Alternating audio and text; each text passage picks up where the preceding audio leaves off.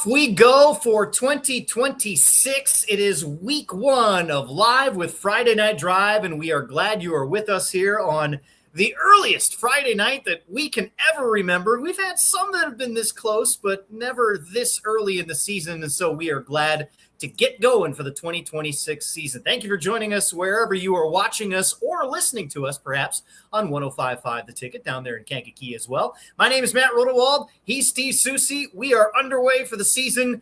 How excited are you, Souce, for this whole shebang-a-bang of a football season? Oh, it's already, we've got some wild stuff going on here in week one.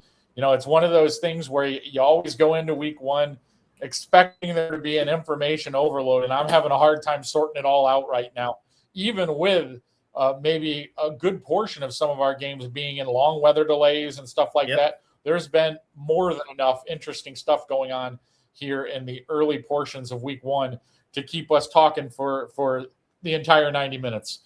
We are going to have a lot to discuss, as you mentioned, and so let's set the table for you. We've got games going on right now that started on time.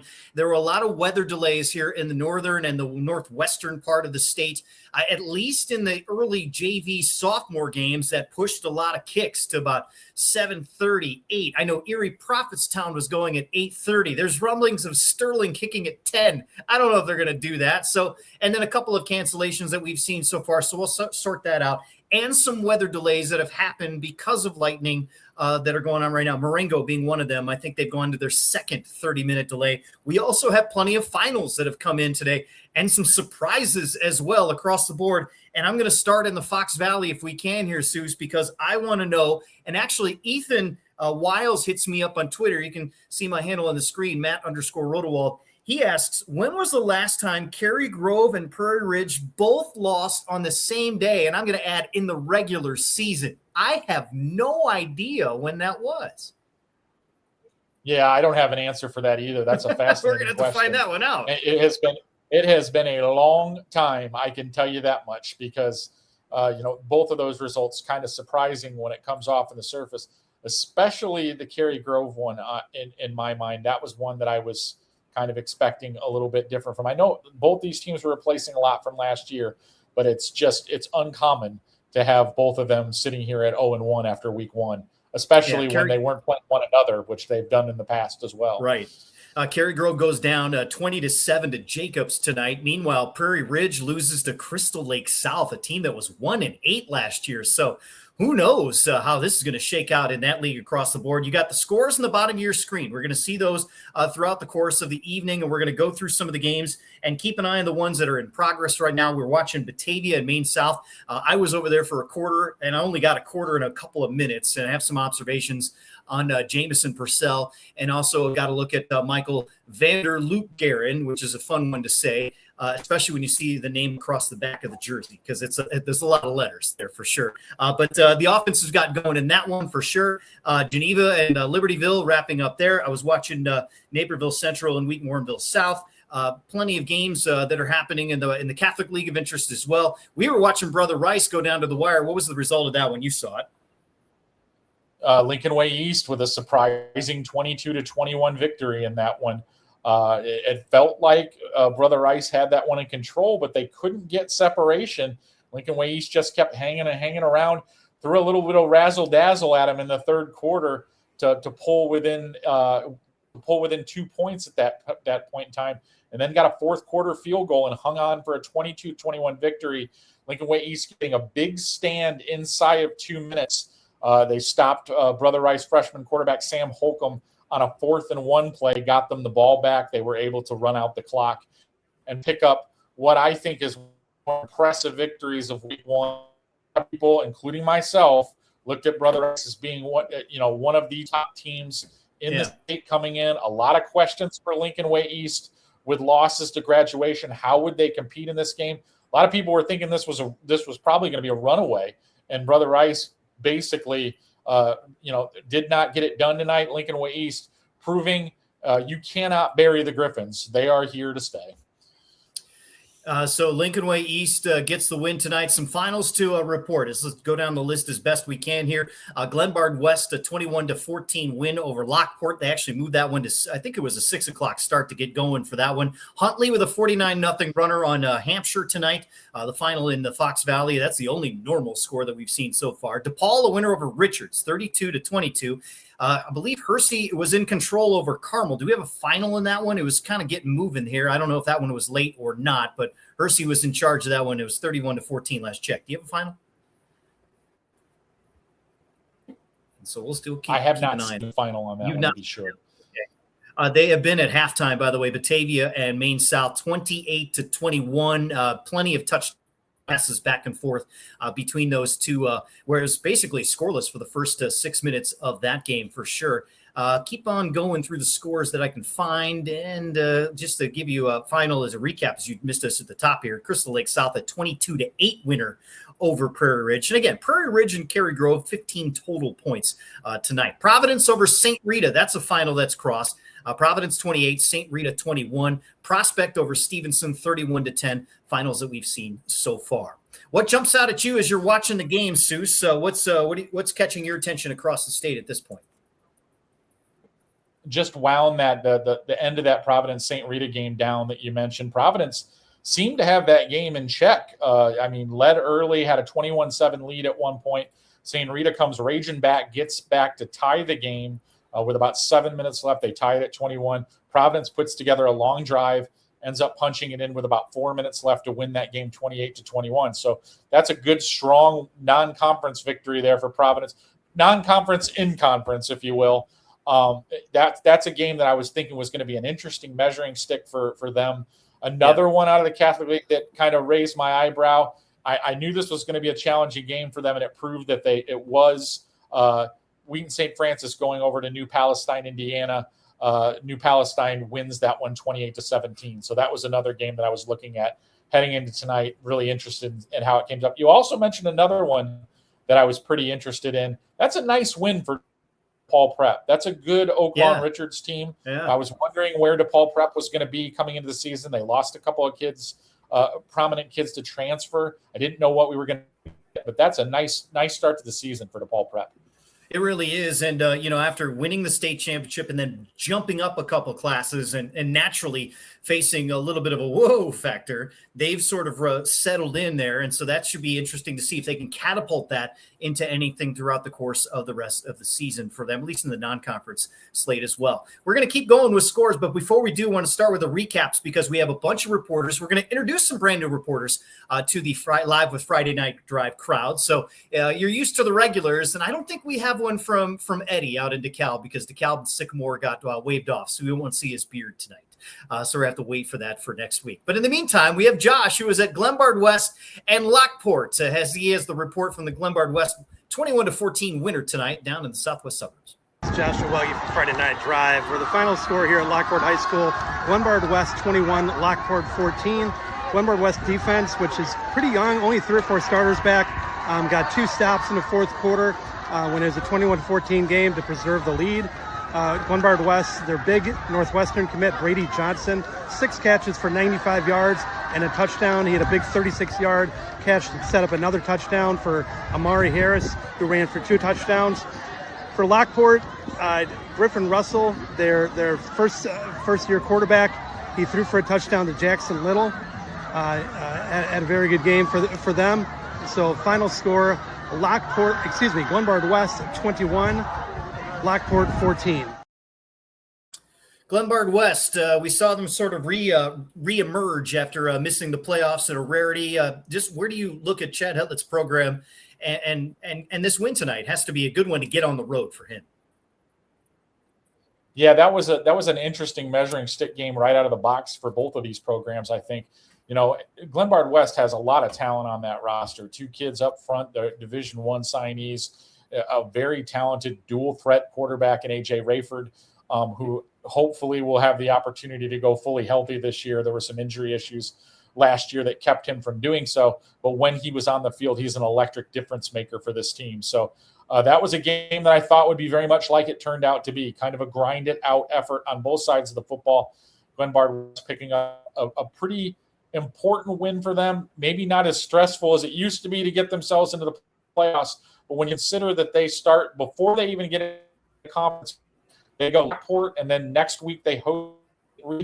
They're not fooling on. So definitely a good win for them to get a little bit of momentum heading into week 2. Looking at some of the finals that have crossed and some off the beaten path here, Souce, as we go downstate a little bit as well. Lincoln Way West, 24-7 over Belleville East.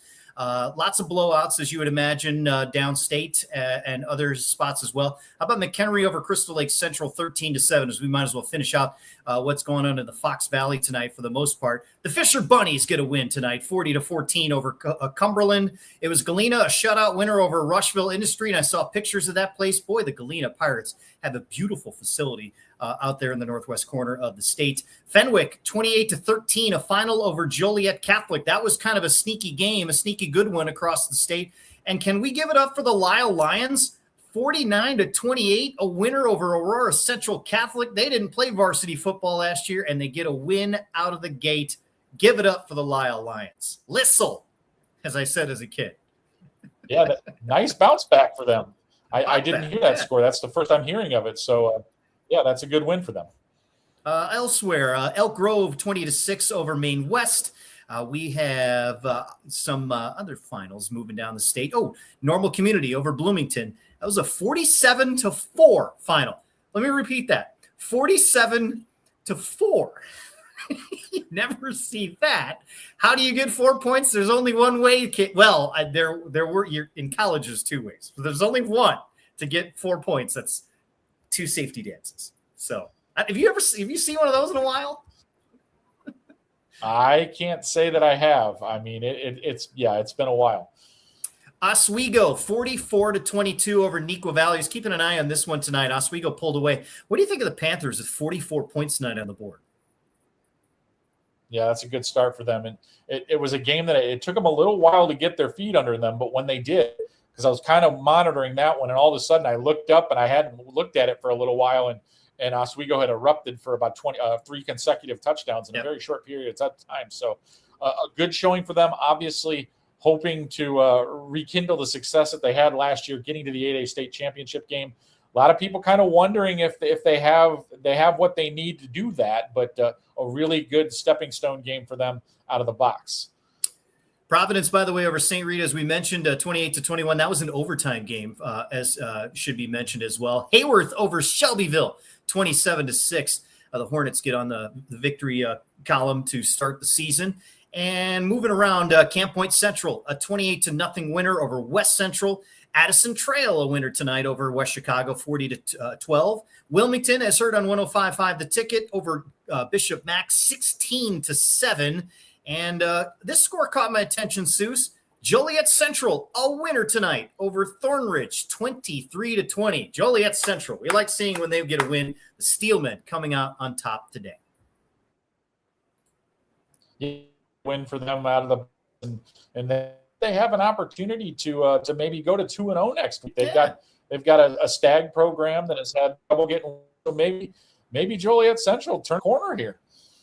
Well, I mean, the other thing is the new playoff setup, and we'll talk more in depth on this, probably a little more on our Monday telecast that folks will be able to hear early in the week, just about the setup. But your eye now kind of moves to 3-6 and 2-7, so you get to 2 wins, then you start thinking about what you can do, and if you can sneak a third win out of it, given the right schedule, well, you're in the dance in week number 10, aren't you? Yeah, it's definitely something to keep an eye on. I mean, because I'm strongly of the opinion that we're going to need 2-win teams to fill this field, and I think we're going to need a healthy handful of them to do it. So 2 doesn't necessarily lock you in, but if you play a strong schedule, 2 puts you in a pretty good shape. 3, I think 3 almost guarantees it at this point. So that would be one of those situations where you start getting into the math here, but every simulation I've tried to run on it over the summer has forecast that we are going to need 2-win teams to fill out this field. So it'll be a little bit different in terms of talking when you've clinched a playoff berth than it has ever been before. All right, we've got a lot of scores in progress. We want to get to our reports as well. A Bradley Bourbonnais victory tonight. And let's introduce Saeed as he is a report from the Boilermaker victory tonight.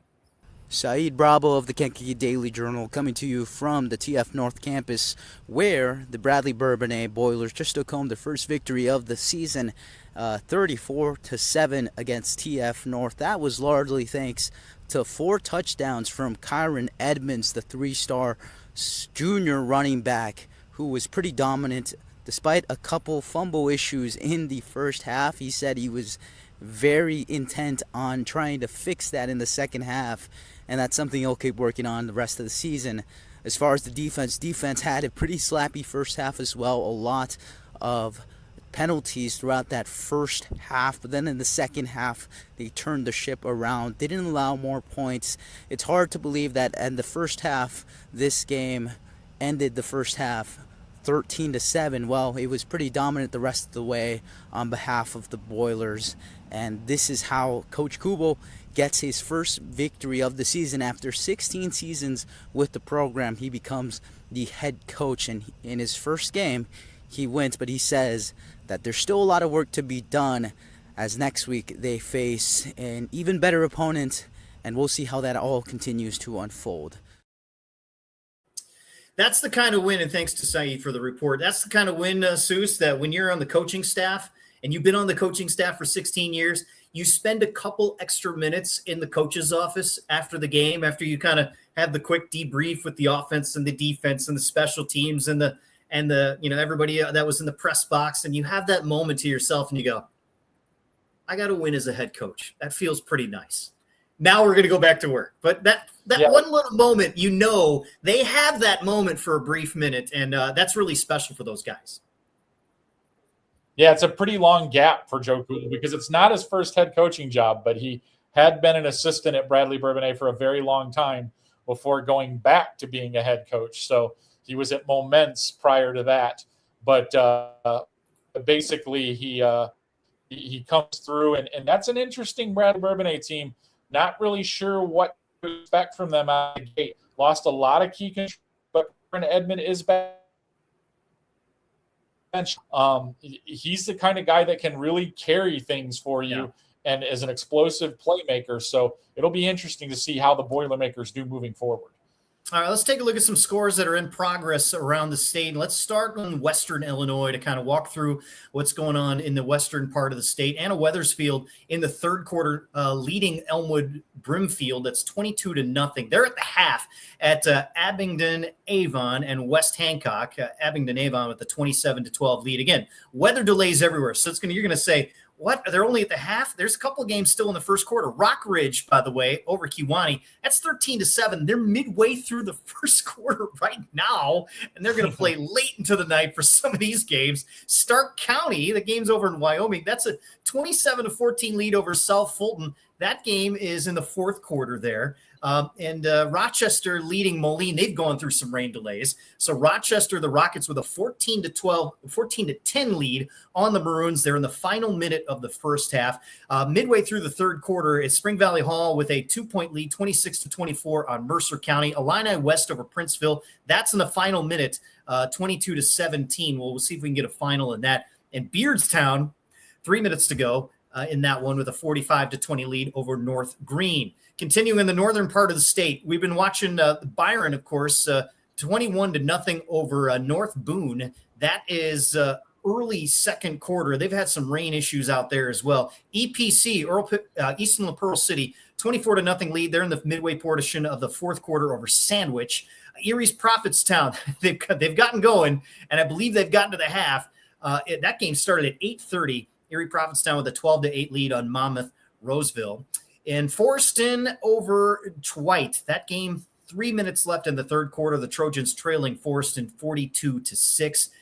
Do we have a score from Dixon and Genoa Kingston? I want to double check this score here because they were in a rain delay too. Their late first quarter, I have this as 6-0. The Cogs leading Dixon at this point. That sounds like a bit of a surprise, just if it's that close that early in the game. I have that feed up right now. I'm not sure if it's live, but yeah, I have a Dixon with a 7-6 lead right now. Okay. They got and started very late. They did, and they've had some rain issues there for sure. So that's something to keep in mind as we go deeper into the evening hours. And we'll just, as I said on social media, we are looking at games that are going to go deep into the night and taking us at least to the 11 o'clock portion of this show. We got a final from Geneva, the Vikings with a 28-14 lead over winner over 28-14 winner over Libertyville over at Burgess Field. So the Vikings go to 1-0 in the season. Back to the scores that we're seeing in the northern part of the state. Go to the Knicks 10 real quick. Harlem with a 12-7 lead over Belvedere North. That game is, I believe, starting the second quarter there. They've had issues out there in the Quad Cities for sure. Canelan with a 21-7 lead at the half on Rock Island. Lena Winslow with a 22-20 lead on Bennett at the half out in Lena. We were watching that one, keeping an eye on that one throughout the offseason. Kind of what you expected, I would say, 22-20 with those two teams fairly evenly matched. That was definitely one that I was trying to keep an eye on. So it was definitely an interesting one. I just came across a score of what I think is a pretty significant interest right now. With 9:08 left to play in the fourth quarter, IC Catholic leads Nazareth 28-7. 28-7. Wow. That is not Yep. close.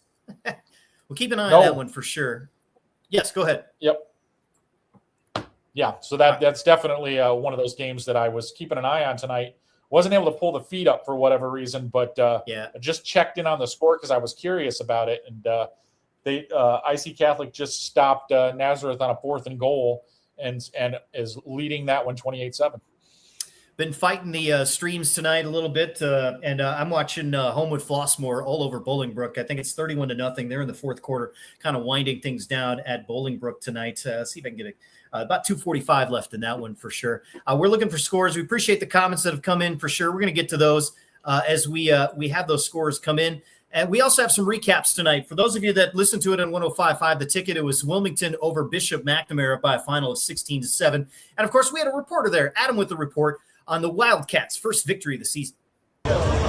This is Adam Tomino for Friday Night Drive here in Wilmington, where the Wildcats just kicked off their Class 2A state title defense with a 16-7 win over Bishop McNamara. Low-scoring game today between a couple of talented offenses, but 2 first-quarter touchdowns from Wilmington's Dane Van Dyne was the extent of their touchdowns for the game. And for Bishop McNamara, a 40-yard touchdown in the first quarter from quarterback Michael Lee to receiver Rontez Smith was their only score.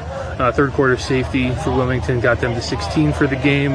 Overall, though, a close one today between these two good teams getting things going, and now looking forward to week 2. That was one in that area, Soucie, that I would imagine had some high interest and quite anticipation. What was the atmosphere like over there? Did you get a chance to go over there for sure?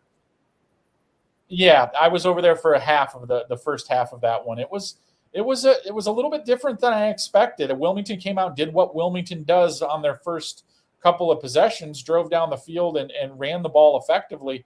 Did something I'm not used to seeing Wilmington do very often, turn the ball over, which doesn't happen very much in the first half. And then, McNamara, to their credit, did a pretty good job of kind of fencing in Wilmington's running attack.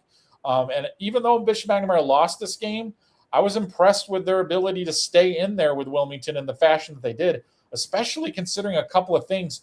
They had a very small varsity roster. I counted 21 healthy players in uniform before the game started at the varsity level. I know there were a couple guys on the sidelines looked like they were of varsity sides that were unable to go for injuries or whatever, but I don't think they have mid-20s is probably the max of what that roster is. And another thing about the Fighting Irish, Bradley Bourbonnais transfer Rontez Smith, I think, is going to have a massive year for Bishop McNamara. He looks like he can be a huge playmaker for that team. He did score that 1 touchdown, they said, but, gaining yards and looking like a really solid offensive player against Wilmington's defense, that says something. He's going to have a big year, in my opinion. We're going to have to keep an eye on the Irish for sure. When you have 21 kids, there could be a whole host of reasons for it. I remember, and I'm dating myself, 30 years. My sophomore team, we had 15 guys we rolled out against a 6A school against. Why? Not enough guys getting full practices in for sure. Then you had some academic issues. And so, and then there are injuries mixed in there. So you would imagine 21's not the greatest start for sure, but I want to see those numbers week 2, week 3 as everything starts to settle into normalcy with that roster for sure. And maybe some guys that were sort of like, I don't want to come out. Maybe they see that and go, okay, maybe I'll come out. So there is some of that, in play for these coaches. And this is not easy. Sometimes it's a numbers game. It's just simply how many guys can you get to put the pads on? And so those small schools will tell you that more than anything else. And, Wilmington, fortunate for being a 2A school, never really had that problem, all these years, because when you keep winning drives interest, and interest puts people in pads. So curious to see how that will play out for those guys going onward. So we had a score. You just flashed Paul McAndrews. Appreciate the comment there. Talked about Canton with a 30-28 win over Herscher. Don't know what to expect for the Herscher Tigers this year in the ICE conference. We saw Wilmington tonight. Can anyone threaten Wilmington in that league? And is it going to have to be Coal City or anybody else? Well, I think it is Coal City. I mean, the Coal City has a foundation roster with some guys that have a lot of experience, a lot of good players back at skill positions. It's a very good football team. On the Coal City topic, their game was postponed. They'll complete it tomorrow at 11 o'clock in the morning. Weather down there in Pontiac keeping them from getting that game going or finished at least. Last I'd heard, I believe Coal City was leading that game 13-0 in the second quarter. They're going to finish that one tomorrow. Our Oaklawn Spartans are back at it again, Souce. We talked about them a lot last year. Boom! Brian Stone with the 16-0 spanking over Wheeling tonight. They made the playoffs for the first time since 2009, and now they're back at it again. Did they start 7-0, if I remember, or was it 6-0, one of the two? I think it was 6-0, and then they played Richards in week 7, and it came to an end. And Richards stinks. Yes, but either way, after 6 wins, I was firmly in the green and white bandwagon, driving and saying, come on board. So maybe we have to do that again for sure. Keeping an eye. Anybody who got that score for Clifton Central, the Central Comets, we're looking for that score for sure. We got Mantino over Johnsburg. They're in the fourth quarter now. That's 19-14. Georgetown Ridge Farm over Moments, and that is about 3 minutes to go. A 36-25 lead for Georgetown Ridge Farm. Morris leading in that one. They were going to start, then they weren't going to start. Now they're starting. And it's 42-14 over Lamont. One team has a nickname, the other team is new, and the other team doesn't have a nickname. I'm so confused with Morris and Lamont. Who are these teams? What are they called? Well, Lamont is still Lamont. I can say that for sure. They still do not have a declared nickname, but Morris is now the Warriors, and that's going to take some getting used to. So strange. But that's definitely I'm interested to see the stat line that came out of that Morris game with the transfer of Marion Persich now at quarterback for Morris. I'm interested to see what kind of a stat put up tonight because Morris was comfortably in front of that game. They seem to be scoring at will early on. So interested to see the stat lines that come out of that one. Couple more scores up north. Dupec with an 8-6 lead on Oregon over the Hawks. That is midway through the second quarter. First time we've seen Dupec in the Big Northern Conference. Northern Suburbs will stay there. A barn burner in Antioch with the Saxons and the Sequats. 27 all, about 2 minutes to go in that one. So we'll keep an eye on that. Glenbrook North over Lakes right now. I think that's gone final. It's Glenbrook North with a 15-6 win, I believe. Grace Lake Central leading late on Tinley Park. That's 41-31 midway through the fourth quarter. How about Loyola and the Ramblers? They are up 24-0 on Warren, I should say, as they head into the fourth quarter. Kind of a quiet season, off-season conversation in terms of Loyola, but the Ramblers look like they're back. That is a really talented football team. I'm gonna toss that record last year out the window and forget about it because that is a really, really good team. They have Matthew Lee at the quarterback position, who's kind of coming into his own. Jordan McKinley, a huge threat wherever Loyola tends to put him, and some other players on that team as well. John Holisek back now leading the team after stepping away for a few years.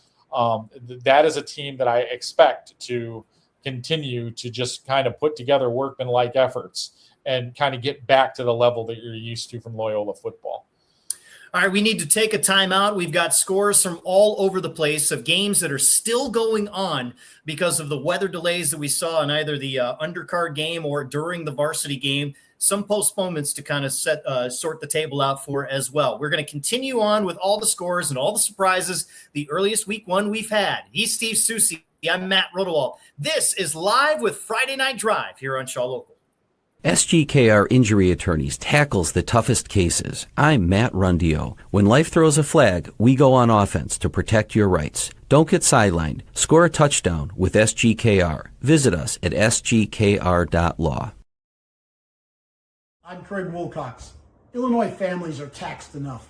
As your state senator, I voted against every tax hike Springfield has put in front of me.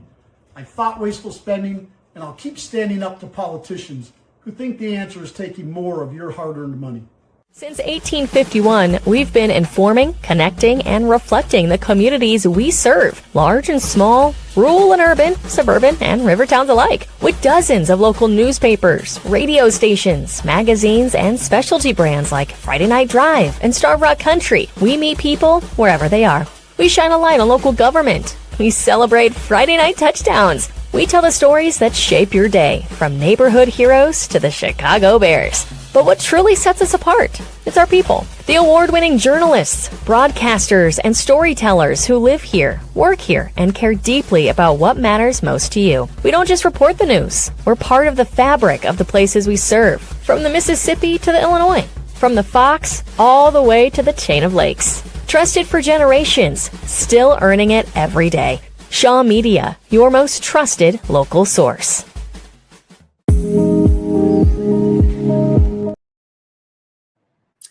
And we welcome you back to Live with Friday Night Drive as we've reached the top of the hour. Thank you for joining us. I'm Matt Rodewald. He's Steve Soucie. We're glad you're with us. Week one of the 2026 football season, and we are going through the scores that are final. We're going through the scores that are still going on. We're going through the scores that are still in the first half. Yes, because of the rain tonight, which means we got a lot of football to sort through. And the best part, Seuss, about these kind of spread out rain delays is we get to take our time with some of these things and sort of kind of see some teams we haven't. But we also have some postponements, which means you and I get to get out tomorrow. Minooka at St. Charles North, 1 o'clock, right in my backyard. I get to go see the Indians There tomorrow. you go. How about that? Where are you going tomorrow? I haven't decided yet what I'm going to do because I have a lot more options than I had about 6 or 8 hours ago. I'll be completely honest with you. So that's definitely. I just came across a final that I'm trying to get confirmation on because this one has really thrown me. Chicago King 15, St. Lawrence 14. Whoa! Wow! All right, we'll hold on to that one, see if we can get to that one. I got a couple that will kind of catch your eye here if we can. First off, we want to pay off the tease. We're looking for the Central Comments score, and Kyle finally got us for us in the comments. Appreciate Kyle Lund with the check-in there for us. Salt Fork over Central. It was a 7-6 final tonight, so the Fighting I-57s go down tonight to Salt Fork. So there you go. There's your question that is answered. Here are a couple finals from up north for you, Seuss, that you might raise an eyebrow to. New Trier, 45, Naperville North, 13. Ooh. Yeah. That's a bit surprising. There's a little bit of a surprise. They've been good the last couple of years, but they keep doing it. Wakanda, 32-21 over Hinsdale South. Okay. Yeah, this is a good, solid win. And this one from the Round Lake Panthers. A winner tonight in Round Lake at home over Larkin, 18-14. Round Lake victorious. Give it up to Round Lake. The question I have for you is, and that brings us to a program that I hate to say is a perennial loser in a sense that they've struggled to get wins on the board. You and I were discussing during the week some losing streaks that we want to keep an eye on here. So if you have a big losing streak that snapped, we've got to know about it. So if you see that, hey, they snapped a 10-game skid or a 12-game skid, that's what we want to celebrate on this show. So just remind yourself that when you see that, slide into the old DMs and let us know, and slide into our comments and let us know that final score so we can celebrate you properly. We were looking for Granite City, but they went down tonight. 41-6 to Freeburg tonight. Speaking of Southern Illinois, let's stay down there for just a little bit. Harrisburg win over Annas-Jonesboro 56-3. We mentioned Lincoln Way West's winner over Belleville East 24-7. Breeze Central over Effingham 41-20. Centralia 49-20 over Salem. The Kankakee K's, they go down to Edwardsville and they get a win 28-7. That's a big win for the K's, I would say. Long trip, good win. So that's definitely an interesting situation for Kankakee because they've never been shy about seeking out non-conference opponents. They go from beating Edwardsville tonight straight into a home date with Lincoln Way East next week. So they're not fooling around. So no, they really aren't. I got an update from Batavia. It's 35-21. Batavia, as they finally took the lead. They were trailing in that first half, but Soucie, they're at the 10-minute mark of the third quarter right now. That game is going to keep going tonight, and it's going to, if they don't cross to past midnight Eastern, I'll be shocked. For sure. But those two teams have spread it out. Wrap up on Saturday. They might wrap up on Saturday. Like yes. Saturday. Yeah. And, there are a lot of so being there tonight, there were 3 officials that I ref basketball with. And so, we're shooting the breeze, and I'm out there with the coin toss and talking to him. And one of them, I was like, you got about a half an hour. And I was pulling up the radar. He's like, no, I don't want to see that. I don't want to know. I don't want to know, because they felt like it was coming. They're like, we'll just let us know when we need to know. Don't tell us now. But it was one of those situations where they're like, let's just get going because it was the JV game that just took forever too. We're seeing a lot of that tonight. Yep. And another reason for that is because, let's just be honest, JV players, not as skilled. A lot of penalties tonight. A lot of timeouts because formations are in the wrong setup. We're seeing that all over the place. So week 1 is a traditional week 1 mess. And we're also throwing in some rain delays and lightning delays as a result of it. So here we are in the 10 o'clock hour looking at games in the first half in some places across the state. We mentioned Providence and we mentioned St. Rita. This was a barn burner tonight. Russ Hodges was there for the big overtime win. Here's this report. Hey everybody, Russ Hodges with Shaw Local Friday Night Drive, recapping tonight's CCL game between St. Rita and Providence. The final score tonight, Providence taking down St. Rita 28-21. Great game. Providence got off to a fast start, ran the ball real well in the first half, had a 21-7 lead, but St. Rita early in the fourth quarter, 2 touchdowns in 2 minutes. Brandon Johnson Jr. had a 5-yard score. Providence tries a fake punt. St. Rita gets the stop, and then the very next play, 37-yard touchdown pass from John Fennell to TJ Burgos. But Providence came back late in the fourth quarter, capped off a scoring drive with a Broden Mackert touchdown run. Broden tonight had 134 rushing yards and 2 touchdowns. Braden McKay out of the backfield as well had 33 yards and 2 touchdowns. John Fennell was the star of the night for the St. Rita offense. He had 129 passing yards, 2 touchdown passes to TJ Burgos, who had 100 receiving yards, and then Fennell on the ground, 96 rushing yards. But some big plays late in the fourth quarter by the Providence defense. Jackson Hutton had a sack on a 3rd down play. The sophomore had 2 sacks tonight. Celtics 3 sacks as a team, multiple TFLs.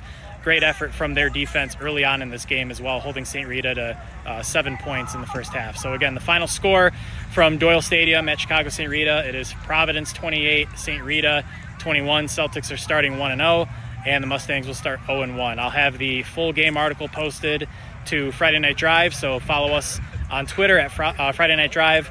Follow me at Russell J. Hodges, and if you want to read the full game story, go to shawlocal.com/Friday Night Drive. Rush Hodges is a pro at this stuff now. You just start promoting everything. Very good, Rush. Appreciate that. You have two 1,300-yard rushers from a year ago in Johnson and Mackert. I was very impressed seeing Mackert in the postseason last year against Oak Forest, just a bruiser for sure. But those are 2 key guys that you're going to want to pay attention to. I know, Soucie, we've been talking a lot about quarterbacks in this offseason because there are so many Division I quarterbacks that are still in the state, even though a few of them have transferred out. There are a couple of running backs that you want to keep an eye on, especially as you get to November, and those are 2 of them right there. Yeah, absolutely. And Providence has developed a nice little 1-2 punch there in the backfield, and is becoming a productive quarterback for them. So that offense looks a lot more explosive than it's been in Providence for quite some time, and they are in good shape. St. Rita, a little bit of a mystery bag coming into the season, making some changes with some graduated players. Brandon Johnson's still a very good player. St. Rita, for me, this was a really interesting game for them, because you start talking about like it's not as hard to get into the playoffs. Now with the qualification, right? St. Rita is one of these teams where I look at it and say, because I mean, their schedule is so difficult on paper. Yeah. There are a couple of schools that have these incredible schedules. Like I mentioned it before, next week they go to Glenbard West, they go to Dushan. After that, they go to Loyola. After that, they host Wheaton St. Francis. The hits just keep coming. They also have Montini on their schedule, Nazareth to close the year. Their schedule is jam-packed full of stuff. I mean, that's so like games like this one, we're already talking about it here in week one. We definitely would have been talking about it in the old system. Boy, some losses mean a little bit more in the grand scheme of things. Ultimately, I'm sure that St. Rita is going to be a playoff team when this is all said and done, primarily because they're going to have a treasure trove of playoff points. So they're not going to need a huge amount of wins just to ensure that they get in. But they're the kind of team right now with a loss like this one where it's really going to kind of put the new system to a test, because you could see in that schedule, you could see St. Rita. I'm not saying it's going to happen, but you could see St. Rita finishing 4-5. Yeah. I mean, it could happen. One thing, the thing I wonder, I'm sorry, Suze, go ahead. Yeah, go ahead. No, I was just going to say, like, I think from in the past, it would be that 4-5 line that you and I would be like, uh-oh. But there's the other aspect now, I think, when you look towards this, and I think coaches that are watching us right now, maybe they're on their bus and paying attention, shoot us a note, because I want to know if there's a first-tier postseason team and a second-tier postseason team where you have to play that extra game that matters to you now. Like, okay, well, we really want to get that win to get to 5-4 at the very least. But if you drop the 4-5, 3-6, well, now you're talking about having to play an extra week, and as opposed and getting a win to go end up playing a Mount Carmel or something like that. That's just the scenario I have in mind, where the bye plays in now, and how that's going to play in should be interesting from the scheduling standpoint. The fact that I was at Maine South Batavia, I love seeing it. It was great. Okay, awesome. They got together. But those two teams, they have wins on their schedule. They know that. They know they're going to have wins on their schedule throughout their conference slate. It's the teams like Providence and St. Rita where they go, we got to get this one here, because I don't think we want to backslide into, I don't know where this goes. And for St. Rita, you just laid out the schedule that stares, and I'm not going to say they're going to do this, but if things go horribly wrong, you're talking about 2-7, and that's the nightmare. Yeah. But with the treasure trove of points, they're going to be the poster child for everything that nobody wants to see, and a good 2-7 team that we've all heard for years. Well, we're the best 2-7 team in the state. We didn't care before. Now we do, because now we want to see what that means. Exactly.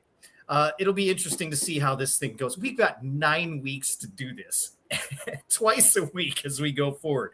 I have scores of intrigue for you. Would you like scores of intrigue? Let's go to the western suburbs. Plainfield North over Lake Park tonight, 22-15. That's a very big playoff point that you and I would talk about in the past. Lake Park not getting a win hurts 4 teams in particular: Wheaton South, Geneva Batavia, St. Charles North.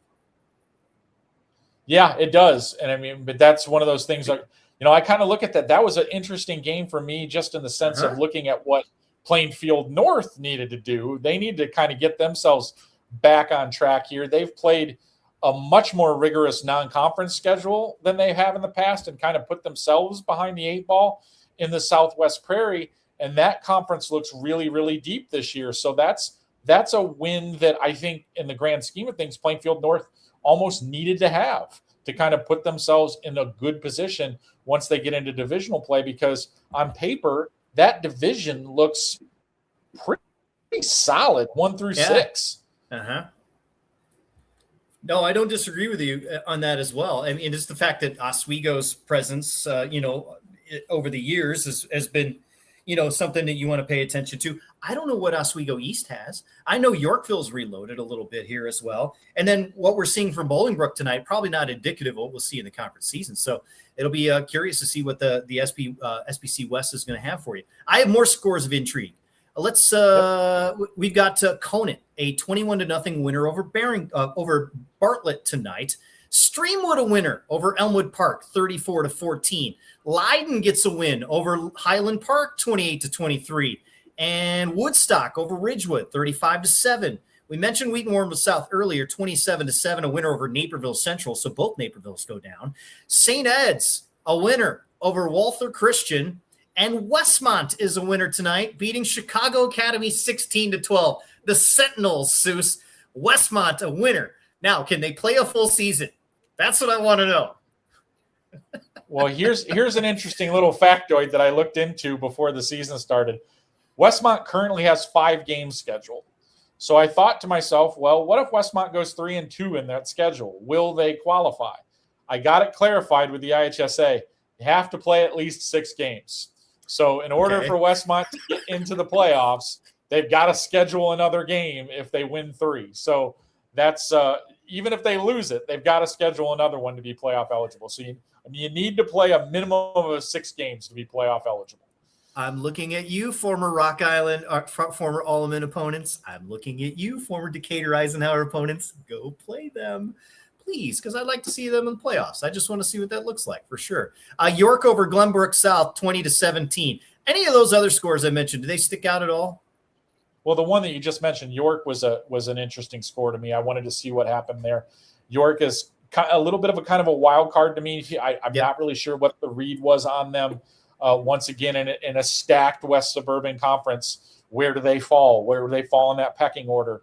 It'll be interesting to see because there are several teams in that conference. Hinsdale Central had a little bit of a bounce back last year as well. So you look at that conference on paper, you're 5-6 deep in that league of every week having an opponent that is going to bring a pretty solid football team to the field. All of these finals I'm about to read from Central Illinois were road winners. Okay, so keep that in mind for the road. And we start with Plainfield South going to Pekin and winning 27-26. Hillsborough over Pana 27-14. Richmond Burton over Peoria Notre Dame 42-0. The Bullets of Williamsville over Pleasant Plains 49-7. Unity, the Rockets over Rantoul 30-8. Athens over Riverton 46-8. And Cahokia over Springfield 40-0. Southwestern over Staunton, a final of 14-13. Those are some scores from Central Illinois. What else we have? Tri-Valley over GCMS. Do not forget a letter. Gibson City, Melvin, Sibley. We're going to do that again. And that was the final of 48-7. And we mentioned Salt Fork's winner over Clifton Central tonight. Any scores you're watching, seeing right now that are of intrigue for us as they are in the second half? Most of the games that still remain are in the second half. I don't know if anyone's still in the first half. We were getting close there. Well, we do have a couple in the first half for sure. And some of those are still in delayed, and we don't know if we'll have finals from those games as well. Keeping an eye on also Batavia, what's going on with the Batavia Bulldogs and the Maine South Hawks. That game's still going as well. What else are you looking at, Seuss? Well, I see Catholic winding down what looks to be possibly a 35-14 victory over Nazareth, which is I'm not surprised. I see Catholic as a very talented roster, but I'm also a little surprised, if that makes any sense. Nazareth, chock full of talented players as well. It's just one of those things where, I would have expected Nazareth to come out of that game with a win, but I see Catholic looks like they're going to be a terror in the 3A field right now. Seuss, I have a game that just started 10 minutes ago. Sterling and Metamora started at 10 o'clock. They're going right now. And they're in Sterling. It's dry, and I'm not kidding. They are playing right now. And first drive got going, derailed by a personal foul, as you see on Twitter. So that is one we can watch here throughout the evening hours. IHSA After Dark. Getting weird out there already. That's usually reserved for my soccer games when we have the state finals for soccer. And this year it'll be at Guilford, so it'll be different up there at Swanson Stadium. But the last quarterfinal game on that Friday always starts like somewhere around 9. And everybody's been there watching soccer for 14 straight hours. And everyone's just weird and loopy, and something strange always happens. So when I call that game, I just call it IHSA After Dark, and everyone embraces it. Well, that one we've got for football for week 1. Is this one of the latest starts you've ever seen? 10 o'clock? Oh, yeah, that's pretty late. I remember. I can't remember where I was, but there was a long weather delay at a game that I was broadcasting on the radio about 10 years ago. I can't remember what it was. And I think we left the field at 12:30 when it was over because that's how late it got started. But I don't think that I don't think that start time beats 10. Just got an interesting final in that I just saw here. Downers Grove North with a 17-12 victory over Morgan Park. 17-12 over Morgan Park. Where was that game tonight? Yes. I believe it was in Downers Grove. Okay. All right. So if it's a 2-year contract, that means it's a Gately next year, which should be a good time. Yeah. And by the way, Drake Landsman, our guy from Sauk Valley, he is covering that. So I'm literally going to be staring at his feet on that Sterling Memorial game for sure. What do you make of that Morgan Park result for Downers Grove? Morgan Park is a team that, tends to schedule up in the non-conference schedule. I can't remember who it was last year. It might have been Downers Grove North again. Gave them a real scare last year early in the season. So that's one of those games where Morgan Park coach Chris James will take on that challenge. I know he was looking for a game over the course of the spring, and I sent him my list, and a couple hours later he had Downers Grove North scheduled. He doesn't mess around. So we'll take his kids into those challenging games, and they have put forth a good accounting for themselves in quite a few of those games. So, you can credit them for being able to do that. So that was a good, solid opener for, I think, both teams, and they probably figured out a lot about themselves that they wouldn't have if they would have scheduled maybe a lesser opponent. Yeah, a lot of Division I talent they're trying to replace as well. With Owen Lance, who we saw not healthy last year as a quarterback, but how will they be able to attack offensively? And I think they're still trying to figure things out. That happens all the time with teams that have an offensive firepower, and then sometimes you have to replace that talent, and it takes a minute to get going. So you're just trying to hang on those first couple of weeks, offensively, and to get a win against Morgan Park in that fashion is very important for them. So that's good to get things started. Other scores of note, I just crossed this one. The Thornton Wildcats over Morton, 26-18, the final score in that one. So Thornton gets a win. That's something we haven't seen very much of. We mentioned Streamwood's victory earlier. I like mentioning that for sure. I'm trying to see some of the other games going on that we've had. Maybe stuff we haven't mentioned. Thornwood over Hillcrest, 12-0 final there. Oh. It is a final from Bolingbrook. Homewood Flossmoor, a shutout winner over the Raiders, 31-0. What do you make of Homewood Flossmoor in terms of what they can do this season? Again, it feels very quiet with the Vikings. It's one of those things that I didn't really hear a lot about them in the offseason. Mm-hmm. They've got a very talented Wisconsin signee, David Hill, on the defensive side of the ball. He's kind of an anchor for them there. The question was whether or not they would be able to, kind of generate enough offense to make this interesting. And I listened to some of that game on the radio when I was driving back from Wilmington, and it seemed like they had found a pretty nice flow to it. They were getting some stuff done. I believe the quarterback's name is Racine Coleman. It seemed like he was playing pretty well for the Vikings tonight. So an interesting situation. You got a guy that has proven that he can build a winning program, and Troy McAllister there, maybe laying down a little bit of a foundation that can make them a really interesting team in the Southwest Suburban Conference. They're another team, just like just about everybody in the Southwest Suburban Conference now, that they are no longer in the divisions. Every week, it seems like they've got a loaded gun pointed back at them. Those are definitely a stacked conference almost all the way through. There's a whole bunch of good football teams in that league this year. And for Bolingbrook, a little concerning that 17 starters came back and you got nothing against Homewood Flossmoor to start. It is going to be a very long week of practice. For those guys in Bolingbrook. It's not going to be fun for sure. So I want to see who they have in week 2. I don't know off the top of my head, but I will be very curious as to who they get because they're going to take it out on somebody for sure. I think it is Simeon. I'm not positive about that, but I believe that's who it is. All right, we'll keep an eye on that for sure. We talk in college, there's the Fun Belt, right? So there's the Sun Belt Conference labeled the Fun Belt. I think the Fox Valley needs to be the Fun Valley. What do you think? Okay, there we go. After Let's tonight, try that. Because we had Prairie Ridge go down. We had Cary Grove go down for sure. We had McHenry getting a win. And Huntley just sort of like doing, we're fine, 49-0 over Hampshire. But let's go back to Crystal Lake South. 1-8 last year, taking out the conference champions in week 1.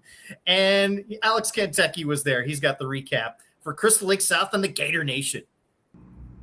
Alex Kentucky here with Friday Night Drive in the Northwest Herald. Final from Crystal Lake South, where the host Gators pulled off a big upset over Prairie Ridge, 22-8.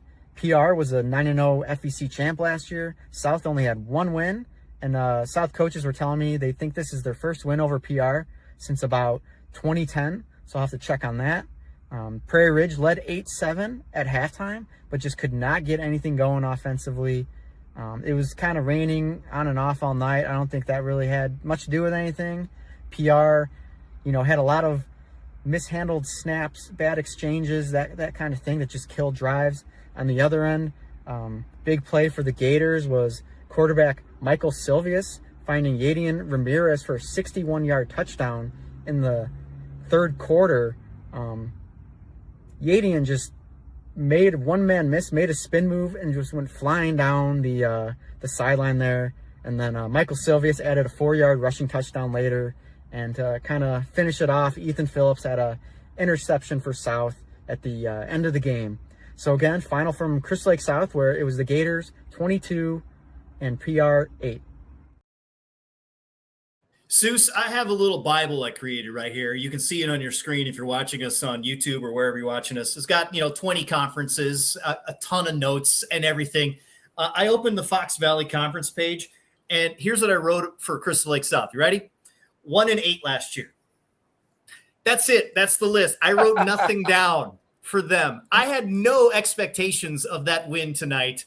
How impressed are you with, Crystal Lake South, or maybe the little more balance in this league that we've seen in years past? I know we're seeing Burlington Central kind of move to the top, but Prairie Grove and Prairie Ridge had held on to that pretty firm, but changing the guard maybe? Yeah, I don't know if I'm ready to go that far just yet, because maybe this is just one of those things, but it's definitely a telling sign right now that you have a couple of the marquee programs in this league sitting at 0-1 after week one. Jacobs has been, at least on the periphery of that discussion for the last couple of years, but right. the South win, like I was kind of saying before we started the broadcast that if there was a survivor pool in high school football, I would have long been eliminated tonight with right. a few of these games that I thought would have been, running the other way. So definitely, I think this week ones are always a huge fact-finding mission. I think we've found out a lot more facts this year in week one than we usually do. Yeah. Maine South trailing Batavia 42-28. They're starting the fourth quarter a couple of minutes ago. I think so, maybe in a couple of minutes into the fourth quarter for sure. But the other aspect of this is I want to keep it going with the Fun Valley. Cary Grove and Prairie Ridge, they run that wing T. They run the single wing. They run that, run heavy. 98% heavy offense. It was raining tonight, Soucie. It was on grass pretty much. And I believe it was at Cary Grove, not at Jacobs, if I'm not mistaken. But if so, I think both services are in grass. And that offense didn't do anything. That's what catches my eye in terms of alarm bells going off for sure. Keep in mind, now we've talked about the schedules too and how it's changed, and they just jumped from, we have to move the season up, and everybody scrambled. Well, the Fox Valley, the Fun Valley, all they did with their schedule is take the week 9 game and move it to week 1. So this was a game that was supposed to be played in October, and here we are playing this now. And so you wonder what that would have been like had that game been deeper in the season. Just curious. And I have no answer to that, but it's one of those, I don't know how that would have turned out. Yeah. And there were a lot of conferences that chose to go that route. And it is kind of interesting. You can kind of look at it and say, this would have been a stretch drive game at the, if the schedules would have maintained the way that they were. And now you're kind of flipping it around. Obviously, you had opportunity to make changes in preparation, but it's definitely one of those things. You just kind of look at it and you say, well, this wasn't originally the way we thought this was going to go. But I don't take away anything from the results that would have changed or anything, but it's definitely kind of interesting to kind of look at it and say, well, this was supposed to be, week 9. And it's definitely one of those interesting small school final that I just came across. Yes. Chicago Christian with a 14-7 win over Seneca. Ooh, what do you make of that? Because Chicago Christian, they were there, they fell apart, now they're back. Yeah, so from what I was kind of reading, Seneca had to replace a lot from last Yes. year's team. So trying to figure that out, maybe it's going to take them a little while. I still believe at the end of the day, they'll probably be a pretty solid team. Chicago Christian felt like they were going to get a little bit better. They had to play a lot of underclassmen last year. Filling the voids didn't go very well. And this might be one of those situations where they're kind of reaping the benefits of maybe taking some lumps last year with some inexperienced players that are now a lot more experienced. Michael Vander Lutgaren, I'm never going to get that right. Batavia quarterback who's going to Wyoming. He's got 5 touchdowns tonight. It's 49-28. There are 8 minutes to go in that one at Batavia. And so maybe they will finish up before 11 o'clock for sure. But you know who won't finish up? Sterling. As they continue to roll out there in Sterling, it's 3-0 Metamora. There's still 3 minutes left in the first quarter because they started at 10 o'clock. I love this. This is so much fun. We're going to keep going. We're due for a break and a timeout. We have more scores. If you have not heard a final that you want to hear, let us know. We're here for you in the comments. You can slide into our DMs and let us know. If you're watching us on YouTube, thank you. If you're listening to us on 105.5 The Ticket down there in Kankakee, we appreciate that as well. We'll continue next, live with Friday Night Drive. He's Steve Soucie. I'm Matt Rodewald here on Shaw Local. SGKR Injury Attorneys tackles the toughest cases. I'm Matt Rundio. When life throws a flag, we go on offense to protect your rights. Don't get sidelined. Score a touchdown with SGKR. Visit us at sgkr.law. I'm Craig Wilcox. Illinois families are taxed enough. As your state senator, I voted against every tax hike Springfield has put in front of me. I fought wasteful spending, and I'll keep standing up to politicians who think the answer is taking more of your hard-earned money. Since 1851, we've been informing, connecting, and reflecting the communities we serve, large and small, rural and urban, suburban, and river towns alike, with dozens of local newspapers, radio stations, magazines, and specialty brands like Friday Night Drive and Starve Rock Country. We meet people wherever they are. We shine a light on local government. We celebrate Friday night touchdowns. We tell the stories that shape your day, from neighborhood heroes to the Chicago Bears. But what truly sets us apart? It's our people. The award-winning journalists, broadcasters, and storytellers who live here, work here, and care deeply about what matters most to you. We don't just report the news. We're part of the fabric of the places we serve, from the Mississippi to the Illinois, from the Fox all the way to the chain of lakes. Trusted for generations, still earning it every day. Shaw Media, your most trusted local source.